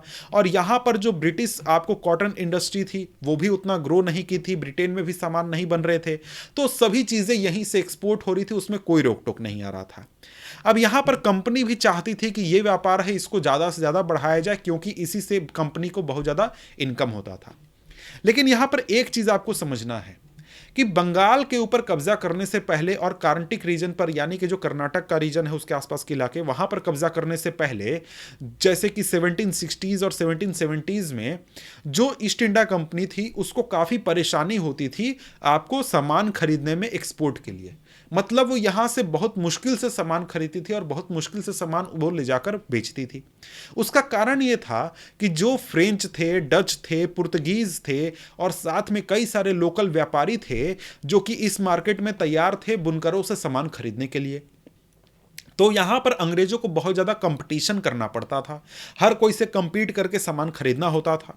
तो यहां पर क्या हुआ कि जो वीवर्स थे और जो सप्लाई मर्चेंट्स थे, यानी जो व्यापारी सामान सप्लाई करने का काम करते थे, उनके पास बहुत ऑप्शन होता था। जो भी सबसे महंगे दाम पर सामान खरीदने के लिए तैयार होता था उसको ये बुनकर सामान बेच देते थे, और उनको काफ़ी अच्छा इनकम होता था, काफ़ी उनकी आमदनी अच्छी होती थी। अब यहां पर इस चीज़ से परेशान होकर अंग्रेज़ों ने कई सारे लेटर्स भी लिखे थे लंदन अपने ऑफिसर्स के पास कि भाई हम लोगों को सप्लाई लेने में बहुत दिक्कत हो रही है, सामान भी बहुत महंगा मिल रहा है, बहुत परेशानी हो रही है। ये चीज़ें प्रूफ में है, ऐसा नहीं है कि बस कहने के लिए है, ये रियलिटी में हुआ था, इसका प्रूफ भी है। लेकिन क्या हुआ कि जब बंगाल के ऊपर कब्जा हो गया ईस्ट इंडिया कंपनी का, या फिर और भी साउथ के रीजन पर कब्जा हो गया, तो यहां पर अंग्रेजों ने एक तरीके से मोनोपोली राइट ट्रेड के ऊपर स्थापित करना शुरू कर दिया। यानी कि इन्होंने एक ऐसा सिस्टम डेवलप करना शुरू कर दिया ताकि पूरे ट्रेड के ऊपर इनका मैनेजमेंट रहे, इनका कंट्रोल रहे, सारे कंपटीशन को बाहर निकाल दिया जाए, जो दाम है वो कम दामों पर ये सामान खरीदने पाए, सामान इनको रेगुलर सप्लाईज मिलता रहे, और आसानी से ये इनका ट्रेड चलता रहे। तो इसके लिए अंग्रेजों ने बहुत सारे काम किए। पहला क्या हुआ, पहला यह था कि जो कंपनी थी उसने क्या किया, जितने भी पुराने ट्रेडर्स थे उनको हटाने की कोशिश की, और साथ में जितने भी ब्रोकर्स थे जो कि इस तरीके के डील वगैरह में इन्वॉल्व होते थे उनको हटाने की कोशिश की, और उन्होंने ज़्यादा से ज़्यादा डायरेक्ट कंट्रोल स्थापित करने का कोशिश किया। डायरेक्ट कंट्रोल कैसे स्थापित किया, तो इसके लिए उन्होंने एक कर्मचारी रखा एक प्रकार का, जो कि क्या था, जिसका नाम था गुमाश्त। ये गुमास्त क्या होता था? एक प्रकार का सुपरवाइजर होता था जो कि एक खास इलाके में क्या करता था, जो भी वेवर्स होते थे उनके ऊपर निगरानी रखता था, उनके काम काज को देखता था कि अच्छा हो रहा है या नहीं हो रहा है, काम पर समय पर हो रहा है या नहीं हो रहा है, क्वालिटी अच्छी है या नहीं है, सब चीज पर निगरानी रखता था। तो इस तरीके से जो कंपनी थी वो एक तरीके से क्या करती थी, उस इलाके के बुनकरों के ऊपर नजर रखती थी, निगरानी रखती थी कि वो किसी दूसरे के साथ ट्रेड ना करें और समय पर सामान बनाए और समय पर कंपनी को सामान दे दें। दूसरा यह था कि जो कंपनी थी और भी तरीके अपनाती थी। जैसे कंपनी क्या करती थी, वेबर्स को रोकने के लिए कि भाई वो किसी और के साथ ट्रेड ना करें, वो कंपनी क्या करती थी, वो एडवांस दे देती थी। मतलब कि पहले ही कंपनी क्या करती थी, ऑर्डर दे देती थी, और ऑर्डर देकर जो वेवर्स थे उनको लोन दे दिया जाता था, एडवांस दे दिया जाता था कि आपको जो भी सामान बेसिक जरूरत है, रॉ मटेरियल चाहिए, वो जाकर खरीद लीजिए और क्या कीजिए, प्रोडक्शन कीजिए। और यहां पर क्या होता था, प्रोडक्शन के बाद आपको क्या करना है, सामान ईस्ट इंडिया कंपनी को दे देना है। तो यहां पर क्या होता था कि जो लोग, जो बुनकर ये लोन ले लेते थे, और ये अगर गुमस्त को, यानी जो ये गुमस्त होते थे, इनको देना होता था। अगर ये नहीं दे पाते थे तो कई तरीके की परेशानी होती थी। और यहां पर साथ में ये भी था कि ये किसी और ट्रेडर को सामान नहीं दे सकते थे, सिर्फ और सिर्फ ईस्ट इंडिया कंपनी को ही देंगे। अब यहां पर क्या हुआ, यहां पर अगर हम देखें तो यहां पर हमने क्या देखा कि अगर गोमस्त को नहीं देंगे तो क्या होगा, तो यहां पर समझिए। तो यहां पर क्या हुआ, शुरुआत में जो किसान थे, जो कारीगर थे, वो तो काफी खुश हुए कि भाई क्या मिल रहा है हमको, एडवांस मिल रहा है, काम भी ज्यादा मिल रहा है, एकदम श्योर है कि भाई सामान देंगे, पैसा मिल जाएगा, सब चीज ठीक है। तो यहां पर क्या हुआ, जो वेवर्स थे उन्होंने एडवांस लेना शुरू किया, लोन लेना शुरू किया कि भाई वो उनकी इनकम बढ़ जाएगी, उनको ज्यादा इनकम होगा।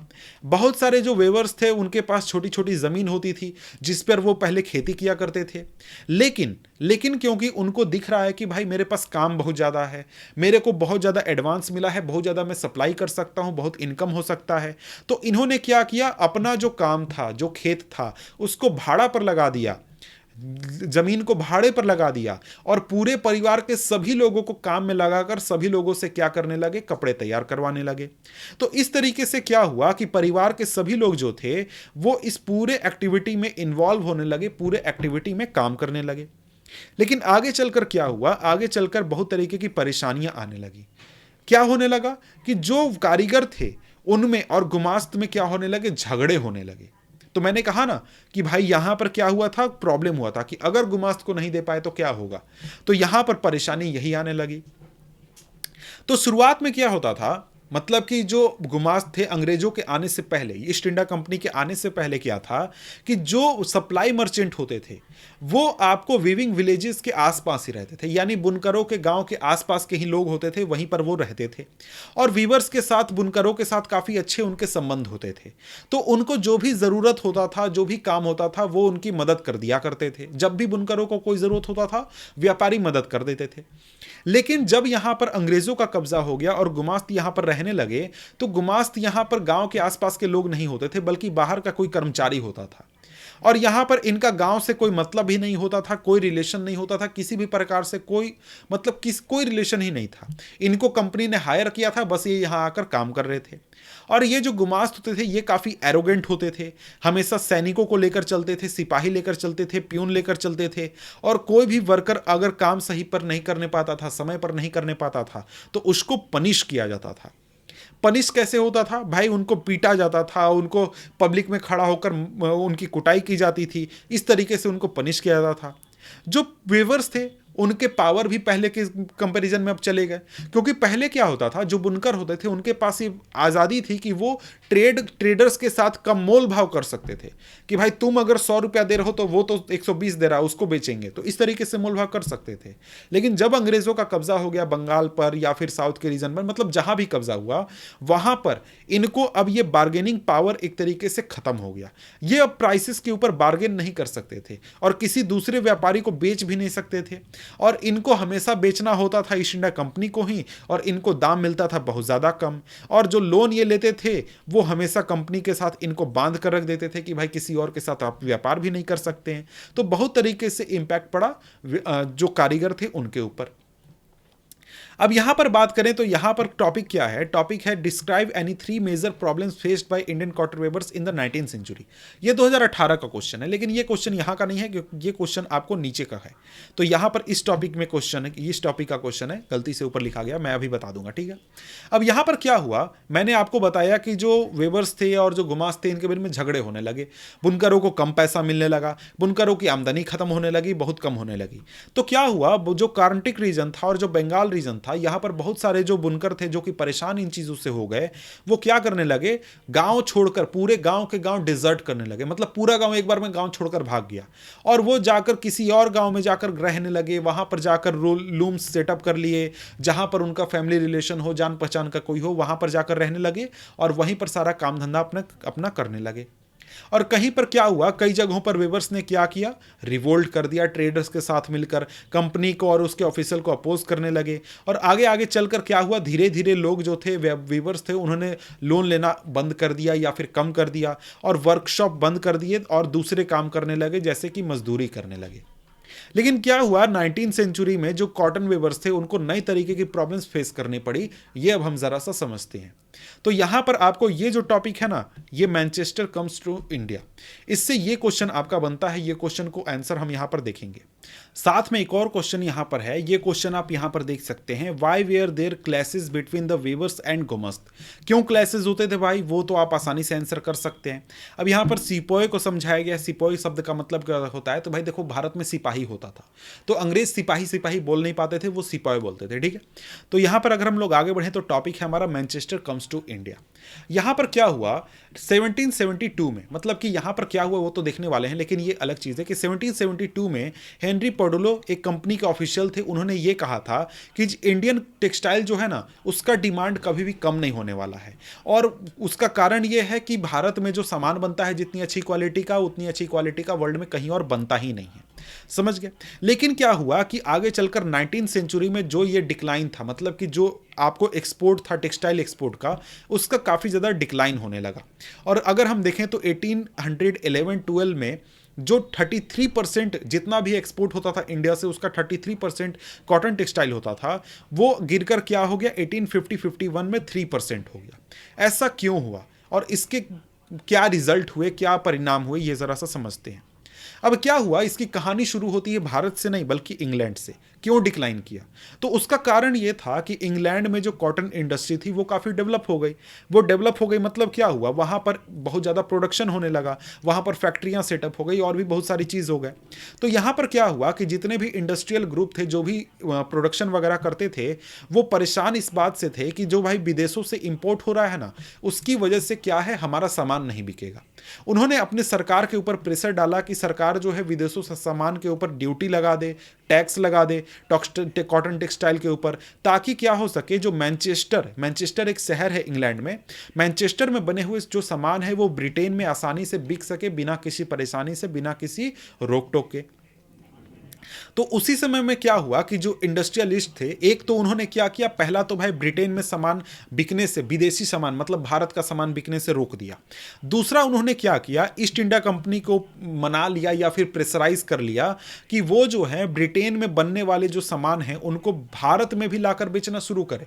मतलब कि ब्रिटेन में जो सामान आ रहे हैं उसको रोक दो, लेकिन यहां जो सामान बच रहा है ना, बन रहा है ना, उसको ले जाकर कहां बेचो, इंडिया में ले जाकर बेचो। तो इस वजह से क्या हुआ कि जो ब्रिटिश कॉटन गुड्स थे उनका जो एक्सपोर्ट था वो काफ़ी बढ़ गया, बहुत ज़्यादा एक्सपोर्ट होने लगा और ये अर्ली 19th सेंचुरी में बहुत ज़्यादा एक्सपोर्ट हुआ। और 18th सेंचुरी के अंत तक जहां पर कोई भी कॉटन का हम इंपोर्ट नहीं करते थे, कॉटन के बने हुए कपड़े हम भारत में इंपोर्ट नहीं करते थे, ज़रा सा भी नहीं करते थे। वहीं 1850 में आते आते क्या हुआ कि कॉटन पीस गुड्स जो थे, पीस गुड्स एक प्रकार का कपड़ा होता है, थान का कपड़ा आपने देखा है, थान का कपड़ा होता है, और ये कितना होने लगा, इंडिया में जितना भी इंपोर्ट होता था उसका 31% होने लगा। और 1870 आते आते तक कुल मिलाकर 50% हमारा इंपोर्ट क्या होता था, कॉटन इंपोर्ट होता था, कॉटन पीस गुड्स इंपोर्ट होते थे। समझ गए। तो अब यहां पर जो कॉटन वेवर्स थे इनको दो प्रॉब्लम एक साथ फेस करने पड़े। पहला तो उनका जो एक्सपोर्ट मार्केट था, मतलब कि विदेश, भारत से जो सामान बनकर विदेशों में जाकर बिकता था वो बंद हो गया, ब्रिटेन में बाजार खत्म और भी जगहों पर खत्म। दूसरा ये था कि लोकल मार्केट जो था लोकल मार्केट मतलब भारत के मार्केट में भी अब उनको ब्रिटिश सामानों से compete करना पड़ता था। और हाँ, एक्सपोर्ट मार्केट में मैं कह रहा हूं तो सिर्फ ब्रिटेन की बात नहीं हो रही, पूरी दुनिया की बात हो रही। क्यों भाई? क्योंकि ब्रिटेन के सामान पूरी दुनिया में बिक रहे थे, तो भारत के सामान को ब्रिटेन के सामान के साथ compete करना पड़ता था। और ब्रिटेन के जो कपड़े होते थे वो सस्ते होते थे, तो इसलिए भारत के कपड़े कोई खरीदता नहीं था। समझ गए? तो यहां पर क्या होता था, दाम की वजह से मशीन से बने हुए कपड़े सस्ते होते थे, इसलिए जो भारत के कारीगर थे वो उस दाम से compete नहीं करने पाते थे। और 1850 1850 आते आते तक जो ज़्यादातर वीविंग रीजन्स थे इंडिया के, वो काफ़ी डिक्लाइन कर गए और डिसोलेशन में चले गए। तो यहाँ पर अगर हम लोग बात करें तो आगे 1860s में जो वीवर्स थे उनको नया प्रॉब्लम फेस करना पड़ा। नया प्रॉब्लम ये फेस करना पड़ा कि अब उनको रॉ कॉटन का सप्लाई भी उतना अच्छा नहीं मिल रहा था। क्यों नहीं मिल रहा था भाई? उसका रीजन ये था कि जो अमेरिका था वहां पर रिवोल्ट हो चुका था, अमेरिकन सिविल वार वहां पर चालू हो गया था। तो भाई यूएस जो था वो ब्रिटेन को कॉटन सप्लाई किया करता था, तो यूएस में सिविल वार होने लगा। सिविल वार मतलब कि भाई गृह युद्ध अमेरिका में होने लगा। तो वहां पर सिविल वार की वजह से वहां पर ब्रिटेन में जो डिमांड थी, मतलब ब्रिटेन में जो अमेरिका से कॉटन आता था वो बंद हो गया। तो अब ब्रिटेन जो था वो इंडिया से कॉटन खरीद कर ले जाने लगा। तो उससे क्या हुआ, इंडिया से रॉ कॉटन बहुत ज़्यादा एक्सपोर्ट होने लगा, और साथ में जो प्राइसेस थे रॉ कॉटन के वो भी बहुत ज़्यादा बढ़ गए। तो इंडिया में जो बुनकर थे, वीवर थे, उनको अब सप्लाईज उतनी आसानी से नहीं मिलती थी, मिलती भी तो बहुत महंगी मिलती थी। तो इस वजह से यहां पर क्या हुआ, जो सिचुएशन था वो काफ़ी टफ हो गया। यहां पर जो वीवर्स थे उनको सामान काफ़ी महंगा मिलता था, और साथ में उनका जो सामान बनता था फाइनल प्रोडक्ट वो भी काफ़ी महंगा होता था। तो इस वजह से क्या हुआ, 19th सेंचुरी के अंत तक क्या हुआ कि जो वीवर्स थे और बहुत तरीके के जो दूसरे कारीगर थे उनको कई सारे प्रॉब्लम्स फेस करने पड़े। और साथ में एक नया प्रॉब्लम भी उनके लाइफ में आ गया, और वो ये था कि इंडिया में भी कई सारी फैक्ट्रियां चालू हो गई, और यहाँ पर क्या हुआ कि मशीन से बने हुए सामान अब भारत में बनने लगे, और यहाँ पर कारीगरों को ये भी प्रॉब्लम फेस करना पड़ा। अब यहां पर इस कंडीशन में कि भाई भारत में मशीनें बैठ गई हैं, भारत में फैक्ट्रियां बैठ गई हैं, इस कंडीशन में क्या प्रॉब्लम हुआ कारीगरों को, उसके लिए हम अगला टॉपिक देखेंगे। टॉपिक है फैक्ट्रीज कम अप। लेकिन इसके पहले यहां पर अगर हम लोग देखें तो यहां पर क्वेश्चन वगैरह की बात करें तो क्वेश्चन में आपका यहां पर एक क्वेश्चन बनता है कि भाई 19th सेंचुरी में क्या तीन प्रॉब्लम फेस करने पड़े थे, वो तो यहां पर हमने डिस्कस कर लिया नीचे। पहला क्या था, पहला कि एक्सपोर्ट मार्केट जो था वो आपका डाउन हो गया। दूसरा लोकल मार्केट भी डाउन हो गया क्योंकि विदेशों से सामान आने लगा। तीसरा कॉटन प्राइसेस, रॉ कॉटन का जो प्राइस था वो भी आपका हो गया। और अगर एक्स्ट्रा 4 पॉइंट अगर आपको लिखने हैं तो आप क्या लिख सकते हैं, इंडियन इंडस्ट्री, मतलब इंडियन फैक्ट्रियां इंडिया में लगने लगी थी। ये 4 पॉइंट एक तरीके से बना सकते हैं। ये भी क्वेश्चन आप आसानी से आंसर कर सकते हैं। इसके ऊपर एक और क्वेश्चन है जो कि आगे आपको बताया गया है।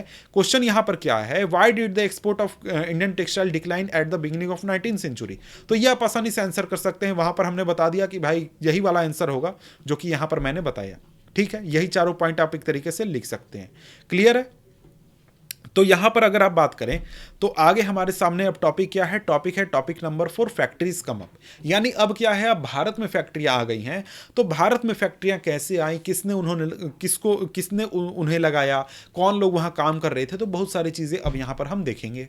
तो यहां पर हम भारत में फैक्ट्रियों की बात कर रहे हैं, और भारत में जो पहली फैक्ट्री थी वो लगी थी एक कॉटन मिल, और ये लगी थी बॉम्बे में 1854 में। और ये 2 साल बाद इसने प्रोडक्शन चालू कर दिया था। और अगले कुछ सालों में 1862 तक क्या हुआ, बॉम्बे में 4 मिल काम कर रहे थे, और 4 मिल में 94,000 स्पिंडल्स काम कर रहे थे, और 2150 लूम्स काम कर रहे थे।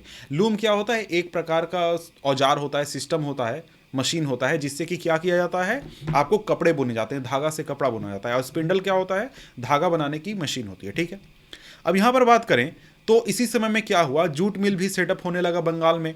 और जो पहला जूट मिल सेटअप हुआ था ये 1855 में सेटअप हुआ था, और 7 साल बाद दूसरा सेटअप हो गया। 1862 में दूसरा जूट मिल सेटअप हो गया। वहीं नॉर्थ इंडिया में अगर हम बात करें तो कानपुर में क्या हुआ था, एल्गिन मिल स्टार्ट हुआ था 1860s में, 1860-70 के बीच में, और उसके 1 साल बाद अहमदाबाद में सेटअप हो गया था कॉटन मिल। और 1874 आते आते तक जो मद्रास रीजन था वहाँ पर भी स्पिनिंग और वेविंग के मिल जो थे वो चालू हो चुके थे, वो काम करने लगे थे। अब यहाँ पर बात है कि ये सारे फैक्ट्रियां लग रही थी, ये सारे कॉटन मिल्स लग रहे थे, तो भाई इनको सेटअप कौन कर रहा था, इनको सेटअप करने के लिए पैसा कहाँ से आ रहा था, और इन मिल्स में लोग कहाँ से आ रहे थे काम करने के लिए। तो ये 3 पॉइंट जो है ये हम यहाँ पर समझने वाले हैं।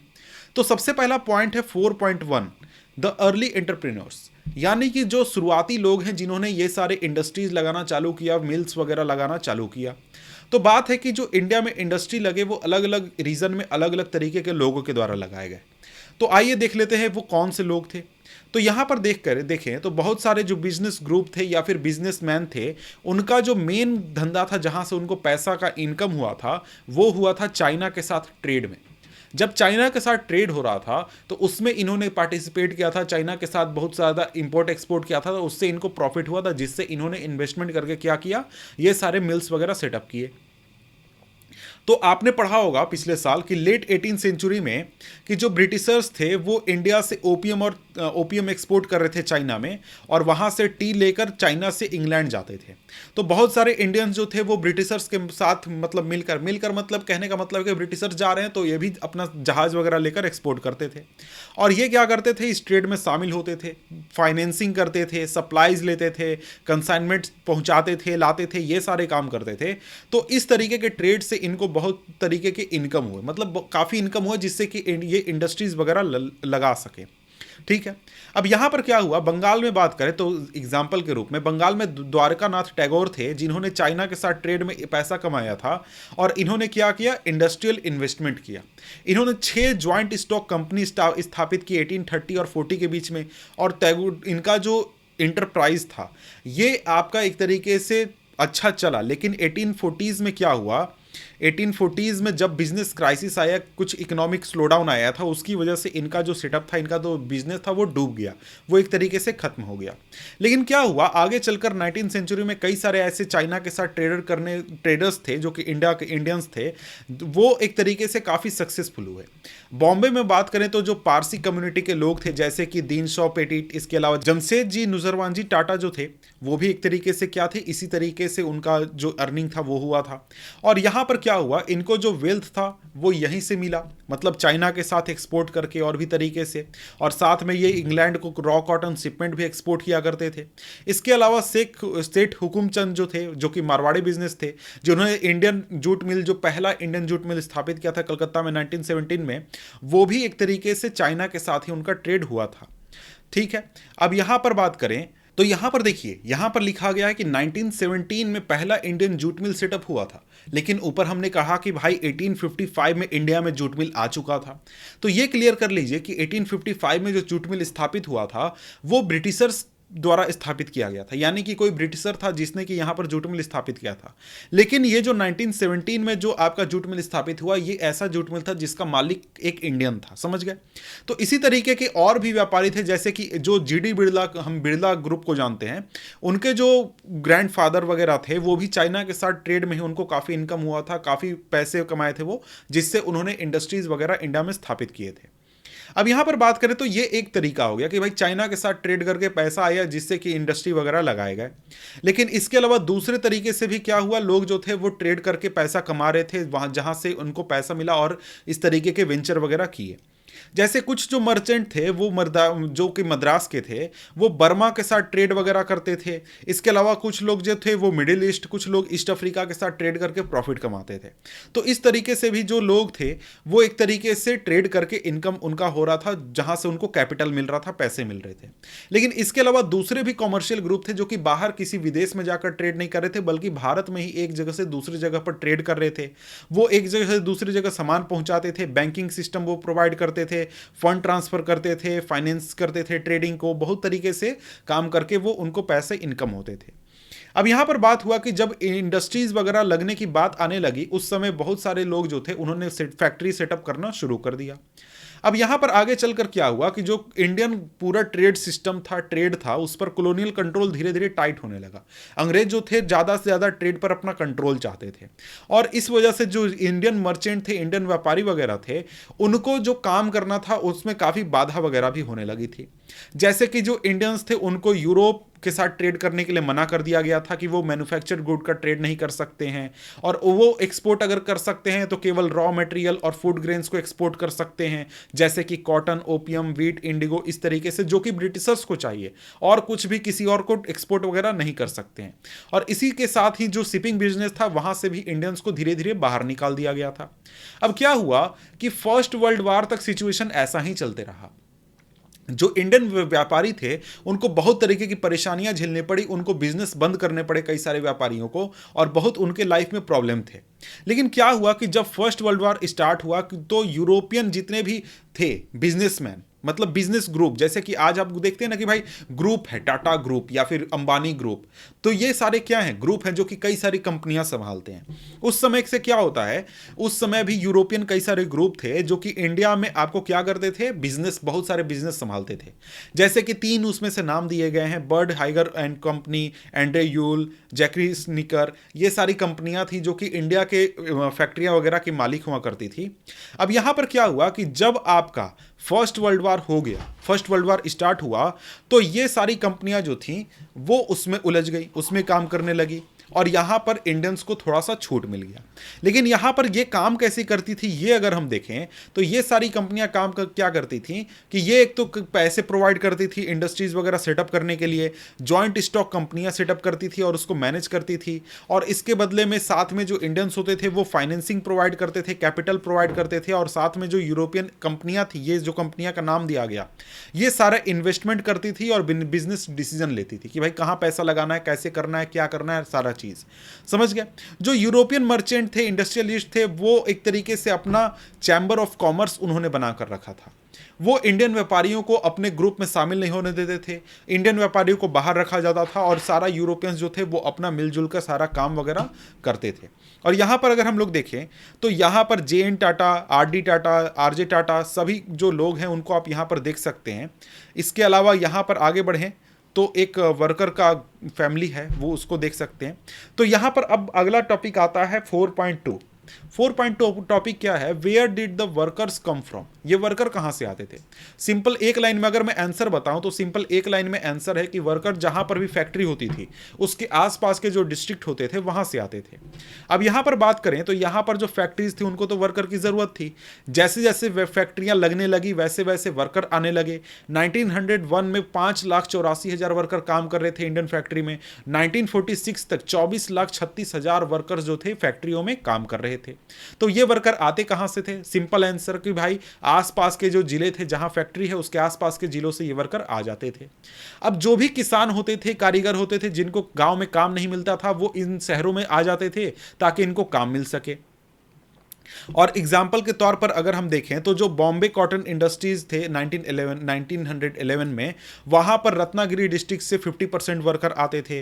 वहीं कानपुर के जो मिल थे वहां पर आपको आसपास के गांवों से लोग आते थे काम करने के लिए, और ज़्यादातर जो मिल कर वर्कर्स होते थे वो आपको गांव से शहरों के बीच में मूव करते रहते थे। मतलब कि जब भी हार्वेस्ट का सीजन होता था, फेस्टिवल होता था, तो ये अपने गांव चले जाते थे और वापस फिर से शहर आ जाते थे। और धीरे धीरे क्या होने लगा, जब ये बात फैलने लगा कि भाई शहर में काम मिल रहा है, जॉब मिल रहा है, तो बहुत सारे लोग जो थे वो लंबी लंबी दूरी तक जाते थे ताकि मिल्स में वो काम कर सके, ताकि वो जॉब कर सके। अब जैसे यूपी को देख लें, यूपी में क्या हुआ कि जब टेक्सटाइल मिल बॉम्बे में, कलकत्ता में जूट मिल ये सारे सेटअप होने लगे, तो यूपी से बहुत सारे लोग बॉम्बे गए, कलकत्ता गए, ताकि उनको काम मिल सके, जॉब मिल सके। अब यहां पर एक और चीज है, वो ये है कि भाई जॉब लेना, जॉब प्राप्त करना काफी मुश्किल था। ऊपर हमने देखा था कि जब ब्रिटेन में इंडस्ट्री सेटअप हो रहे थे तो वहां पर भी जॉब लेना काफी मुश्किल था, इंडिया में भी ऐसा ही था। जब मिल्स सेटअप होने लगे, बहुत बड़ी संख्या में मिल्स आने लगे, बहुत बड़े वर्कर्स को जॉब मिलने लगा, फिर भी जॉबों की बहुत ज्यादा कमी थी। क्यों भाई? क्योंकि काम करने वाले बहुत सारे लोग थे। अब यहां पर जॉब जो था उसको प्राप्त करना, मिल में एंट्री लेना बहुत मुश्किल था, क्योंकि यहां पर मिल में एंट्री लेने के लिए बहुत परेशानी होती थी। समझ गया? तो यहां पर क्या होता था, जो इंडस्ट्रियलिस्ट होते थे, मिल के मालिक होते थे, वो एक व्यक्ति को रखते थे जो कि जिसको जॉबर कहा जाता था। ये जॉबर जो होता था, इसका काम ही होता था अपने गांव से, आसपास के लोगों से लोगों को लाना ताकि वो मिल में काम कर सके, काम करवाने के लिए। समझ गया? अब ये जॉबर होता कौन था? एक तरीके से पुराना कर्मचारी होता था जो कि काफ़ी विश्वासी है, काफ़ी दिनों से काम कर रहा है, वो उसको ये काम दिया जाता था। वो अपने गांव से आसपास के लोगों से लोगों को लेकर आता था, उनको शहर में सेटल होने में मदद करता था, जब मजदूरों को दिक्कत होती थी तो पैसे प्रोवाइड करता था। और इस वजह से जो जॉबर का काम था वो एक तरीके से काफ़ी प्रेस्टीज वाला काम था और अथॉरिटी और पावर वाला काम था। तो इस वजह से क्या हुआ कि आगे चलकर जो जॉबर्स थे उन्होंने पैसे डिमांड करना, गिफ्ट डिमांड करना अपने लोगों से शुरू कर दिया और लोगों के लाइफ्स को एक तरीके से वो कंट्रोल करने लगे।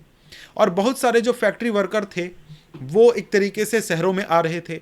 उससे क्या हुआ कि जो नंबर था फैक्ट्री वर्कर का वो धीरे धीरे इंक्रीज करने लगा। बेरोजगार भी बहुत सारे लोग थे क्योंकि सभी लोगों को काम नहीं मिल पा रहा था। और इस वजह से क्या था कि भाई लोग शहरों में फैक्ट्री में काम कर रहे थे। लेकिन एक और चीज़ है, जैसा कि हमने ब्रिटेन के एग्जाम्पल में देखा था, यहाँ पर भी वैसा ही हुआ कि जितने सारे लोग काम कर रहे थे उसमें से बहुत छोटा सा हिस्सा था जो कि फैक्ट्रियों में काम कर रहा था। बाकी सारे इंडस्ट्रीज के लोग जो थे वो बाहर में अपने घरों में काम कर रहे थे और घरों में ही रहते थे। अब यहाँ पर आप देख सकते हैं कि यहाँ पर अहमदाबाद के मिल में काम कर रही है महिलाएं जो कि स्पिनिंग का काम कर रही हैं। तो ठीक है, ये तो बात हो गई। इसके बाद हमारा आ जाता है topic number 5, the peculiarities of industrial growth. तो आइए जरा सा इसको पढ़ लेते हैं कि भाई यहाँ पर क्या बात हो रहा है। तो यहाँ पर इस टॉपिक में हमें समझना है कि जो इंडियन बिजनेसमैन थे, उन्होंने किस तरीके से अपना ग्रोथ किया, अपना एक तरीके से बिजनेस एक्सपैंड किया। तो अगर हम बात करें तो यहाँ पर इंडियंस जो थे उनको बिजनेस एक्सपैंड करने का एक मौका मिला, अपना जो फैक्ट्री वगैरह था उसको बड़ा बनाने का एक मौका मिला, क्योंकि जो यूरोपियन मैनेजिंग एजेंसीज थी, यानी कि यूरोपियन जो कंपनियां थी जो कि इंडिया में फैक्ट्रियां वगैरह कंट्रोल करती थी, ये कुछ खास इंडस्ट्रियल प्रोडक्शन में फोकस करते थे। मतलब कि कुछ खास इलाके में इनका क्या था, सर्टेन काइंड ऑफ प्रोडक्ट में फोकस था। जैसे कि वो टी और कॉफ़ी प्लांटेशन लगाते थे, वो ज़मीन सस्ते दामों पर लेकर क्या करते थे, कुछ इंडस्ट्री वहाँ पर लगाते थे, माइनिंग में इन्वेस्ट करते थे, इंडिगो और जूट में इन्वेस्ट करते थे। तो इस तरीके के बिजनेस में वो काफ़ी ज़्यादा फोकस किया करते थे। और यहां पर ये सारे काम जो यहां पर वो करते थे यूरोपियंस, वो ऐसे कामों को करते थे जो कि एक्सपोर्ट के लिए होता था, इंडिया में सामान बेचने के लिए नहीं होता था। मतलब उनका मेन फोकस क्या होता था कि इंडिया में क्या करो, इंडिया में बिजनेस करो, इंडिया में कोई भी प्रोडक्ट उगाओ, बनाओ और उसको विदेश में ले जाकर बेच दो। ये उनका मेन बिजनेस होता था।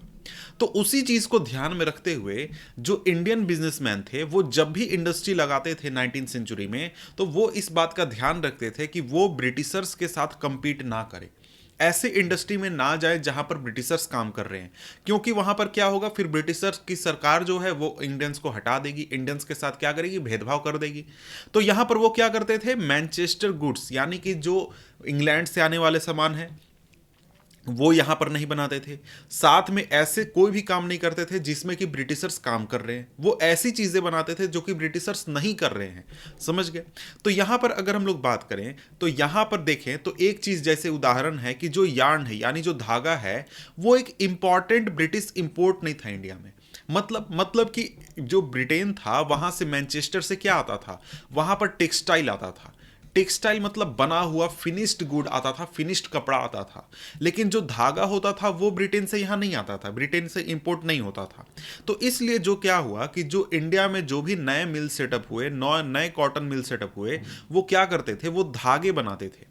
वो काफ़ी अच्छी क्वालिटी के धागे भी नहीं बनाते थे, कपड़े भी नहीं बनाते थे। वो क्या करते थे, कॉटन यार्न, कोर्स यानी कि मोटे कॉटन यार्न बनाते थे, जो कि आपको इंडिया में यूज़ किया जाता था, आपको जो खादी पूरा सिस्टम था उसमें। मतलब कि जो इंडिया के कारीगर थे वो मोटे धागे का इस्तेमाल करते थे।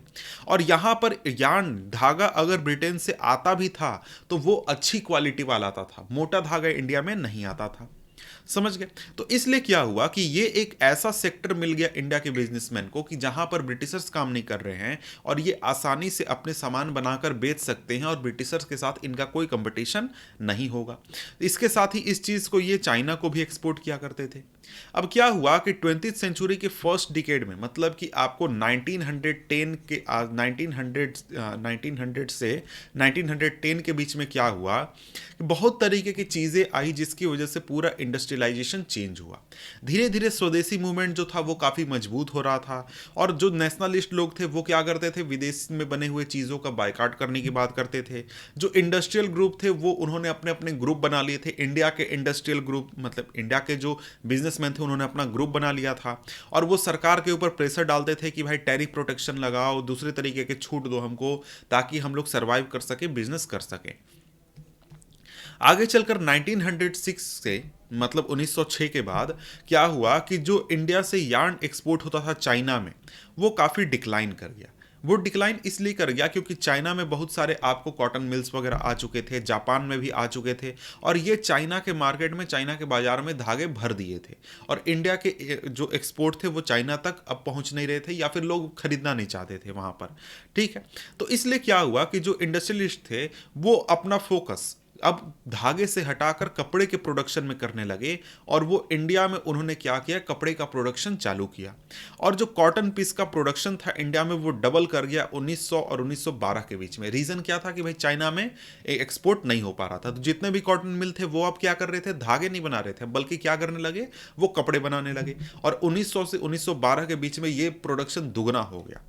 अब क्या हुआ कि अगर हम देखें तो जो फर्स्ट वर्ल्ड वार था, फर्स्ट वर्ल्ड वार तक जो इंडस्ट्रियल ग्रोथ था इंडिया में, जो इंडस्ट्री वगैरह बढ़ रही थी, एक्सपैंड हो रही थी, वो काफ़ी स्लो थी। क्यों स्लो थी भाई?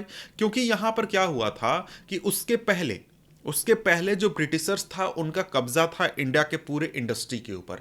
किसी भी इंडियन को वहां पर वो काम नहीं करने देते थे, ग्रो नहीं करने देते थे।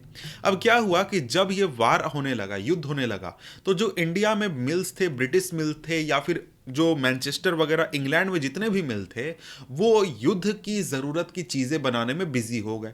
वो ड्रेसेस बनाने लगे, और भी जो भी चीज़ हो सकता था युद्ध के लिए वो बनाने लगे। और इसके साथ ही जो इंडिया में इंपोर्ट वगैरह होता था ब्रिटेन से, मैनचेस्टर से, वो भी ख़त्म हो गया, मतलब बहुत कम हो गया। और इससे क्या हुआ कि जो इंडियन मिल्स थे उनको एक पूरा मार्केट मिल गया, इंडिया का मार्केट, जहां पर वो अपने सामान बनाकर बेच सकते हैं। अब क्या हुआ, जैसे जैसे युद्ध लंबा खिंचता गया, भाई युद्ध तो एक दो दिन चला नहीं था, कई साल चले थे, तो क्या हुआ, इंडियन फैक्ट्रीज जो थे वो इंडिया के लिए तो सामान बनाते ही थे, साथ में इनको बोला गया कि भाई आप ब्रिटेन की सेना के लिए भी सामान बनाइए, ब्रिटेन के लिए भी बनाइए, जैसे कि जूट के बैग, आर्मी यूनिफॉर्म के लिए कपड़े, टेंट, लेदर के जूते, घोड़े, और बहुत सारी तरीके की चीज़ें जो भी युद्ध में ज़रूरत होता था, सभी चीज़ें जो थी वो एक प्रकार से क्या की जाती थी, इंडिया के फैक्ट्रियों के द्वारा बनाई जाती थी। अब क्या हुआ, इसकी वजह से नई फैक्ट्रियां लगाई गई क्योंकि डिमांड बहुत ज़्यादा था, और साथ में जो फैक्ट्रियां पहले से चल रही थी उनमें भाई दिन रात काम होने लगा, मल्टीपल शिफ्ट में लोग काम करने लगे, शिफ्ट में मतलब 8-8 घंटे की शिफ्ट में लोग काम करने लगे, और बहुत नए लोगों को जॉब मिला, बहुत नए लोगों को ज़्यादा लंबे समय तक काम करना पड़ता था। और इससे क्या हुआ, पूरे इंडिया में इंडस्ट्रियल प्रोडक्शन काफ़ी बूम कर गया, काफ़ी बढ़ गया। अब जब बात यह है कि जब युद्ध खत्म हुआ तो भाई ब्रिटेन में तो युद्ध खत्म हो गया, अब ब्रिटेन के सामान फिर से आ सकते हैं इंडिया में। लेकिन इतने सालों में पूरा सिचुएशन ही चेंज हो गया था। कैसे चेंज हो गया कि भाई पहले लोग जो थे वो मैनचेस्टर के बने हुए कपड़े खरीदते थे। क्यों? क्योंकि उनको लगता था कि मैनचेस्टर में बना हुआ कपड़ा काफ़ी हाई क्वालिटी का है। 2-3 साल 4 साल तक जब मैनचेस्टर से सामान नहीं आया और लोग जो थे वो इंडिया में बने हुए कपड़े खरीदने लगे, तो लोगों को समझ में आ गया कि भाई इंडिया में भी अच्छी क्वालिटी का मिलता है। लोग जो थे वो फिर से इंडियन ही खरीदने लगे, मैनचेस्टर का नहीं खरीदते थे। तो जो मैनचेस्टर का पहले रेपुटेशन था, मार्केट था, वो अब क्या हो गया, खत्म हो गया। और इसके साथ ही क्या हुआ, वो एक तरीके से इंडिया के जो इंडस्ट्रीज थे, फैक्ट्री थे, उन्होंने पूरे इंडियन मार्केट को कैप्चर कर लिया। इसके साथ ही जो ब्रिटेन की इंडस्ट्री थी वो उतना मॉडर्नाइज नहीं करने पाई, और साथ में यूएस, जर्मनी और जापान के साथ वो एक तरीके से compete नहीं करने पाई। और जो ब्रिटेन की इकोनॉमी थी वो भी काफ़ी क्रम्बल कर चुकी थी, वो काफ़ी बुरी स्थिति में पहुंच चुकी थी वर्ल्ड वार 1 के बाद में। तो इससे क्या हुआ, कॉटन प्रोडक्शन पूरी तरीके से कोलैप्स कर गया, पूरी मतलब बहुत ज़्यादा कोलैप्स कर गया। और जो कॉटन का एक्सपोर्ट था ब्रिटेन से वो भी काफ़ी ज़्यादा कम हो गया, काफ़ी ज़्यादा गिर गया।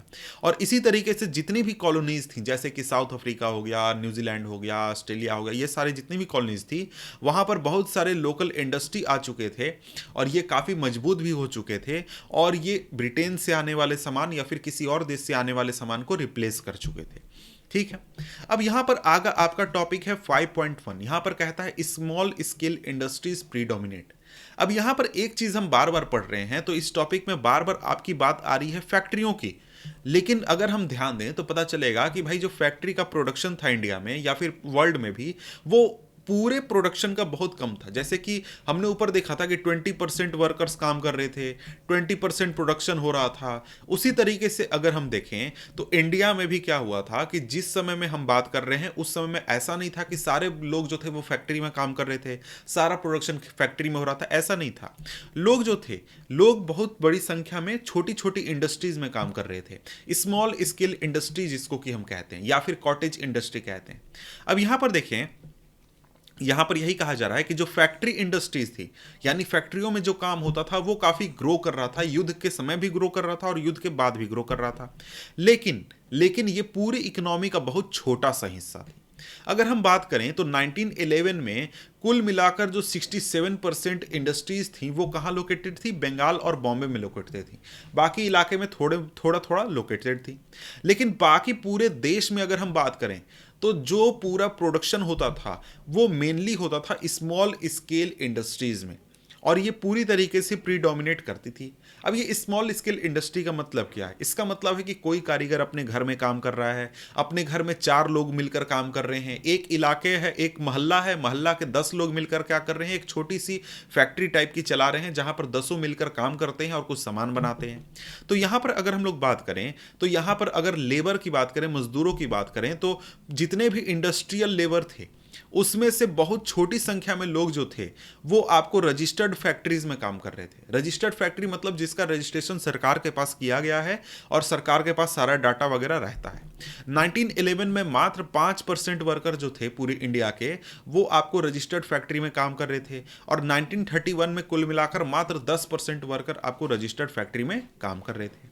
अगर हम बात करें तो बाकी जितने भी मजदूर थे वो आपको छोटे मोटे वर्कशॉप में काम कर रहे थे या फिर घरों में काम कर रहे थे, और वहां पर ये जो घर या फिर कारीगर के होते थे ये आपको अपने घरों में ही काम करते थे। मतलब कि ऐसे इलाके में जहां पर आपको चकाचौंध नहीं दिखेगी, मतलब फैक्ट्री आप किसी भी इलाके में देखें तो आपको दूर से दिखता है कि यार यहां पर फैक्ट्री है, लेकिन कोई मजदूर अगर अपने घर में काम कर रहा है या अपने मोहल्ले में 4 लोग मिलकर काम कर रहे हैं तो वहां पर आपको दूर से कुछ नहीं दिखता है। समझ गए? तो यहां पर अगर हम देखें तो आगे यहां पर कहा गया है कि देखिए, हम बार बार ऊपर पढ़ रहे हैं कि नए मशीन आ गया, नए टेक्नोलॉजी आ गया, इंडस्ट्रियल प्रोडक्शन बढ़ गया, फैक्ट्रियों में उत्पादन बढ़ गया। इसका यह मतलब नहीं है कि जो आपको ट्रेडिशनल वर्क है, जो घर में काम होता है, स्मॉल स्केल इंडस्ट्री, वो खत्म हो गए, नहीं, बल्कि उल्टा आपको देखने को मिलेगा कि 20th सेंचुरी में क्या हुआ कि जो हैंडीक्राफ्ट का प्रोडक्शन था वो काफी बढ़ गया, बहुत ज़्यादा एक्सपैंड कर गया। और अगर हम हैंडलूम सेक्टर की भी बात करें, यानी कि जो आपको जो टेक्सटाइल इंडस्ट्री में लोग जो काम करते हैं, जो कपड़े बनाते हैं, घर में मजदूर बनाते हैं, वो भी काफ़ी ज़्यादा ग्रो कर चुका था। उसका रीज़न ये था कि देखिए क्या हुआ था कि जो चीप मशीन मेड थ्रेड्स थे, मतलब कि जो मशीन से बने हुए धागे थे, उसने स्पिनिंग इंडस्ट्री को तो ख़त्म कर दिया था। स्पिनिंग का काम अब उतना ज़्यादा लोग करते नहीं थे, वो सारा काम मशीन से होता था, धागा बनाने का काम। लेकिन क्या हुआ कि जो वेवर्स थे, यानी कि जो बुनकर थे, जो कि कपड़े बुनते थे, वो सर्वाइव कर गए, वो एक तरीके से बच गए, उनको पूरी तरीके से फैक्ट्रियां ख़त्म नहीं करने पाई। और यहाँ पर अगर हम देखें तो डाटा दिया गया है कि 20th सेंचुरी में जो हैंडलूम क्लॉथ का प्रोडक्शन था वो काफ़ी एक्सपैंड किया था। 1900 से 1940 के बीच में कुल मिलाकर 3 गुना प्रोडक्शन बढ़ चुका था। अब ये कैसे हुआ, क्यों हुआ, ये ज़रा सा समझते हैं। अब उसका रीज़न ये था कि यहाँ पर भी टेक्नोलॉजी इन्वॉल्व थी।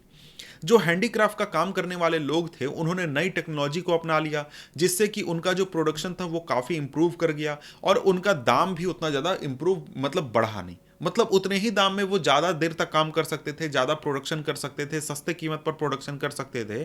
तो इसलिए क्या हुआ, उनको भी काफ़ी फ़ायदा मिला और हैंडलूम सेक्टर जो था वो भी काफ़ी ग्रो किया। जैसे कि एक बताई गई है एक मशीन के बारे में जिसका नाम है फ्लाई शटल। फ्लाई शटल क्या था? एक प्रकार का मशीन था जो कि आपको क्या किया गया था, आपको एक प्रकार से 1910 से 1920 के बीच में जो वर्कर्स थे उन तक पहुंचा था और उन्होंने इस्तेमाल करना शुरू किया था। अब ये फ्लाई शटल क्या है, यहाँ पर जानकारी दी गई है। फ्लाई शटल एक प्रकार का मैकेनिकल डिवाइस है जिसको कि वीविंग के लिए यूज़ किया जाता है, और इसमें रोप्स और पुलीज होते हैं। मतलब कि आपने कभी देखा है, नहीं देखा है तो मैं यहाँ पर इमेज लगा दूंगा, आप यहाँ पर देख सकते हैं। यहाँ पर इमेज देख लीजिए। तो यहाँ पर आप अगर देखें तो यहाँ पर आप देखें तो इससे क्या हुआ, फ्लाई शटल का यूज़ करने से जो एक वर्कर की प्रोडक्टिविटी थी वो काफ़ी बढ़ गई। मतलब पहले एक वर्कर अगर एक दिन में एक पीस कपड़ा बनाता था तो अब 2, 3 या फिर 4 पीस वो डेली कपड़ा बनाने लगा।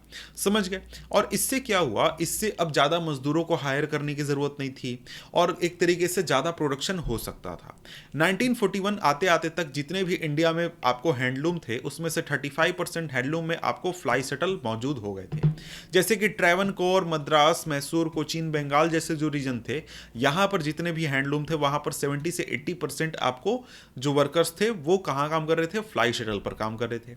और इसके अलावा छोटे मोटे दूसरे इन्वेंशन भी किए गए थे जिससे कि मजदूरों को काफ़ी मदद मिला और उनका जो प्रोडक्टिविटी था वो काफ़ी बढ़ गया और वो मिल सेक्टर से compete करने पाए। कुल मिलाकर बात यह है कि भाई देखो फैक्ट्रियां आई लेकिन उसका ये मतलब नहीं था कि सारे मजदूर गायब हो गए, जो आपको स्मॉल स्केल इंडस्ट्री है वो खत्म हो गई, ऐसा नहीं हुआ। इसके अलावा कुछ प्रकार के ऐसे सेक्टर भी थे जहां पर वेवर्स जो थे वो ज़्यादा सर्वाइव करने पाए और उनकी सिचुएशन ज़्यादा मजबूत थी।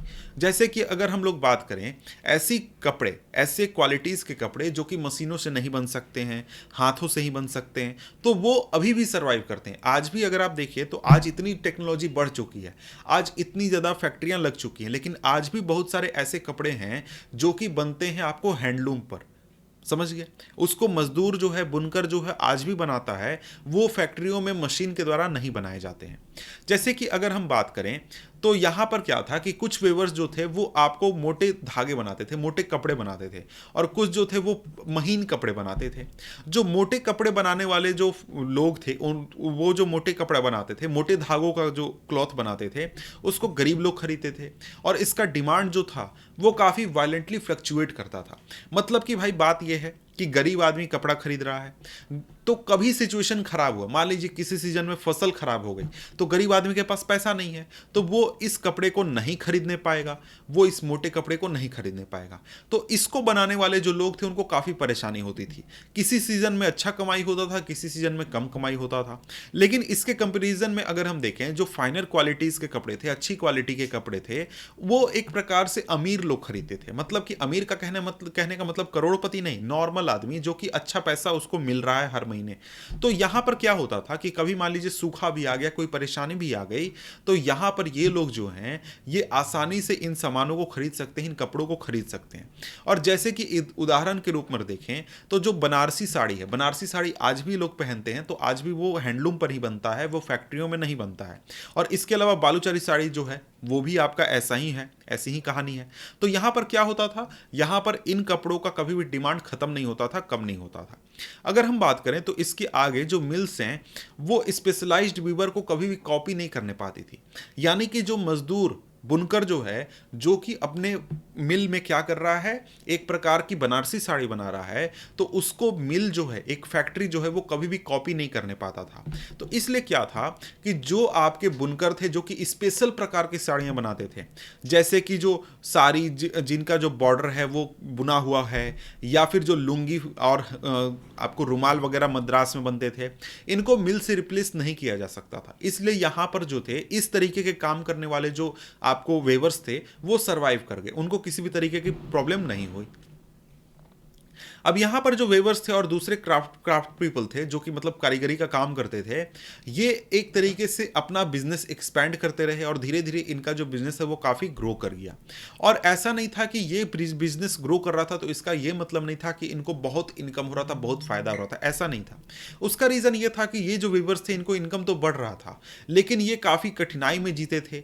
इनको काम करने के लिए काफ़ी लंबे समय तक काम करना पड़ता था, डेली 10 घंटे, 12 घंटे, 15 घंटे ये लोग काम करते थे। और यहाँ पर क्या होता था, कई बार पूरा परिवार मिलकर काम करता था, बच्चे, महिलाएं, सभी लोग मिलकर काम करते थे और इनको कई अलग अलग तरीके से काम करना पड़ता था। लेकिन इसका यह मतलब नहीं था कि ये पुराने तरीके से जी रहे थे, पुराने तरीके से रह रहे थे, नहीं। और यहां पर क्या था कि इनकी जिंदगी को अगर हम देखें तो इनका पूरा लाइफ भी जो था वो इंडस्ट्रियलाइजेशन के प्रोसेस में इन्वॉल्व था। मतलब कि जब हम इंडस्ट्रियलाइजेशन की बात करेंगे तो सिर्फ हम फैक्ट्रियों की नहीं बात करेंगे बल्कि इस प्रकार के मजदूरों की, बुनकरों की भी बात करेंगे जो कि क्या करते हैं, जो कि अपने घर में काम करके कुछ उत्पादन करते हैं। अब यहाँ पर देखिए, यहाँ पर एक क्वेश्चन पूछा गया है, series of changes affected the pattern of industrialization in India by early 20th century, analyse the statement. तो यहाँ पर आप बता सकते हैं कि भाई स्वदेशी मूवमेंट आया, उससे लोग खरीदने लगे, फिर वर्ल्ड वॉर आया, उससे लोग खरीदने लगे। तो पूरा कहानी एक्सप्लेन करके लिख सकते हैं, जो कि मैंने आपको बताया है। अब इसके बाद अगर हम लोग आगे बढ़ें तो आगे यहाँ पर हमारे सामने क्या है, topic number 6, market for goods. यहाँ पर हम लोग देखने वाले हैं कि ये मार्केटिंग वगैरह कैसे होता था, एडवर्टीजमेंट कैसे होता था, भाई इंडियंस और ब्रिटिशर्स जो थे वो सामान कैसे बेचते थे। तो यहाँ पर क्या था कि जो ब्रिटिशर मैन्युफैक्चरर थे वो अपना सामान बेचते थे, तो उसमें एक चीज़ तो भाई बहुत इंपॉर्टेंट होती है, वो आप सभी को पता है, वो है एडवर्टीजमेंट। कि भाई जो ब्रिटिशर्स थे वो अपना सामान बेचने चाहते थे, तो लोगों को बताएंगे कैसे कि भाई हमारा सामान क्या है, अच्छी क्वालिटी का है, खराब है, ये कैसे होगा। और साथ में जो इंडियन थे वो इंडियन इसको अपोज कैसे करते थे और अपना बात कैसे रखते थे, अपनी सामान को बेचने के लिए वो कैसे काम किया करते थे। तो यहां पर देखें, तो यहां पर जब भी नए प्रोडक्ट आते थे, कुछ भी सामान बेचना होता था, तो वहां पर एडवर्टीजमेंट का सहारा लिया जाता था। तो यहां पर एडवर्टीजमेंट में क्या होता है, एडवर्टीजमेंट में आप आज देखते हैं कि कोई भी सामान आप देखते हैं तो वो इस तरीके से दिखाया जाता है कि आप उसको खरीदना चाहें। तो जब भी आप जोमेटो का प्रचार देखेंगे या फिर डोमिनोज का प्रचार देखेंगे, तो वो इस तरीके से दिखाया जाता है कि आपको तुरंत डोमिनोज पिज़्ज़ा खाने का मन करने लगेगा, या फिर जोमेटो से बिरयानी मंगा कर खाने का मन करने लगेगा। इस तरीके से एडवर्टीजमेंट किए जाते हैं। अब आज के समय में हमारा एडवर्टीजमेंट बहुत तरीके से होता है, हमारे पास बहुत सारी चीज़ें हैं, न्यूज़पेपर है, मैगजीन है, होर्डिंग है, स्ट्रीट वॉल टेलीविज़न, बहुत सारी चीज़ें हैं। लेकिन उस समय एडवर्टीजमेंट कैसे होता था? उस समय एडवर्टीजमेंट का एक तरीका क्या था, वो था न्यूज़पेपर उस समय भी चलते थे, आपको होर्डिंग वगैरह भी उस समय लगते थे, और साथ में मैगजीन वगैरह उस समय आते थे, टेलीविज़न, इंटरनेट वगैरह उस समय चीज़ें नहीं हुआ करती थी। अब यहाँ पर क्या हुआ कि जो मैनचेस्टर प्रोडक्ट्स थे, यानी मैनचेस्टर के सामान वगैरह जो बिकते थे, उन्होंने जो क्लॉथ बंडल होते थे, कपड़े के बंडल होते थे, उसके ऊपर लेबल लगाना शुरू किया।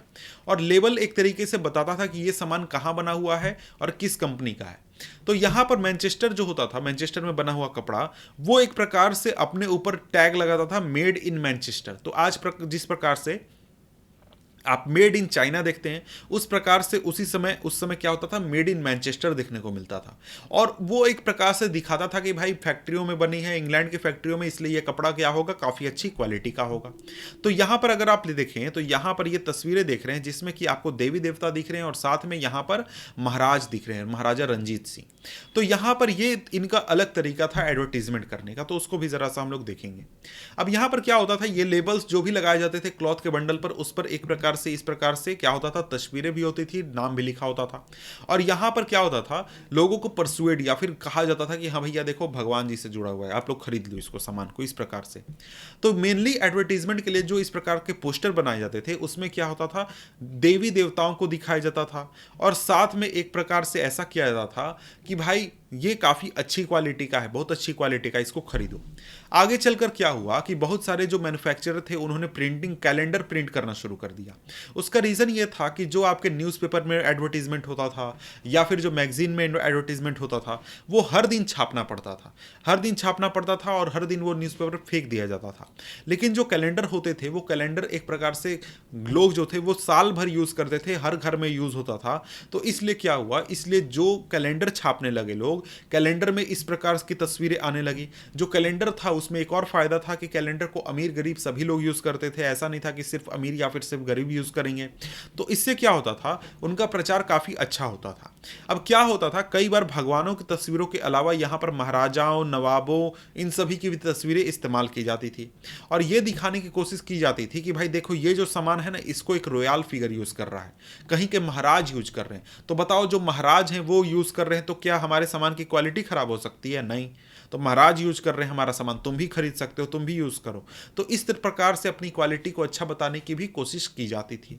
अब यहां पर क्या हुआ कि जब इंडियन मैन्युफैक्चरर इस चीज को compete करने लगे, अपना सामान बेचने लगे, तो जो इंडियन मैन्युफैक्चरर थे ये हमेशा फोकस करते थे कि ये क्या करें, हमेशा बात करें इंडियन प्रोड्यूस की, मतलब क्या, नेशनलिस्ट फीलिंग की, भाई इंडियन हो, इंडियन सामान खरीदो, ऐसी मैसेज ये देने की कोशिश करते थे। तो इस प्रकार से आप देखें यहाँ पर कि हमने देखा कि ब्रिटिशर्स कैसे प्रचार करते थे और साथ में जो इंडियंस थे वो कैसे प्रचार करते थे। तो यहाँ पर आप देख सकते हैं एक कपड़ा है, एक इंडियन मिल्क क्लोथ का लेबल है, उसमें देख सकते हैं यहाँ पर देवी है, देवी को लोग जो हैं वो क्या कर रहे हैं, वो कपड़ा प्रोवाइड कर रहे हैं। और साथ में यहाँ पर नाम भी कपड़े के ऊपर लिखा गया है, ये देख सकते हैं। एक सेकंड मैं ऊपर कर लेता हूँ, यहाँ पर नाम वगैरह देख सकते हैं, समझ गए। और साथ में लिखा हुआ है नीचे, हिंदुस्तान माँ बनेलो माल, समझ गए। तो यहाँ पर इंडियन में बना हुआ सामान दिखाने की कोशिश की जा रही है कि इंडियन कैसे सामान को बेचते थे। इसके अलावा एक सोप का आप कैलेंडर देख सकते हैं। कैलेंडर में क्या है, कैलेंडर में नीचे डेट्स वगैरह दिए गए हैं और ऊपर तस्वीर आप देख सकते हैं। तो इस प्रकार के तस्वीर में आप देख सकते हैं कि क्या है कि भाई अलग अलग एडवर्टीजमेंट का एग्जाम्पल दिया गया है। तो चैप्टर हमारा यहाँ पर खत्म होता है। तो मिलते हैं हम आपसे अगले वीडियो में अगले चैप्टर के साथ, तब तक के लिए गुड बाय।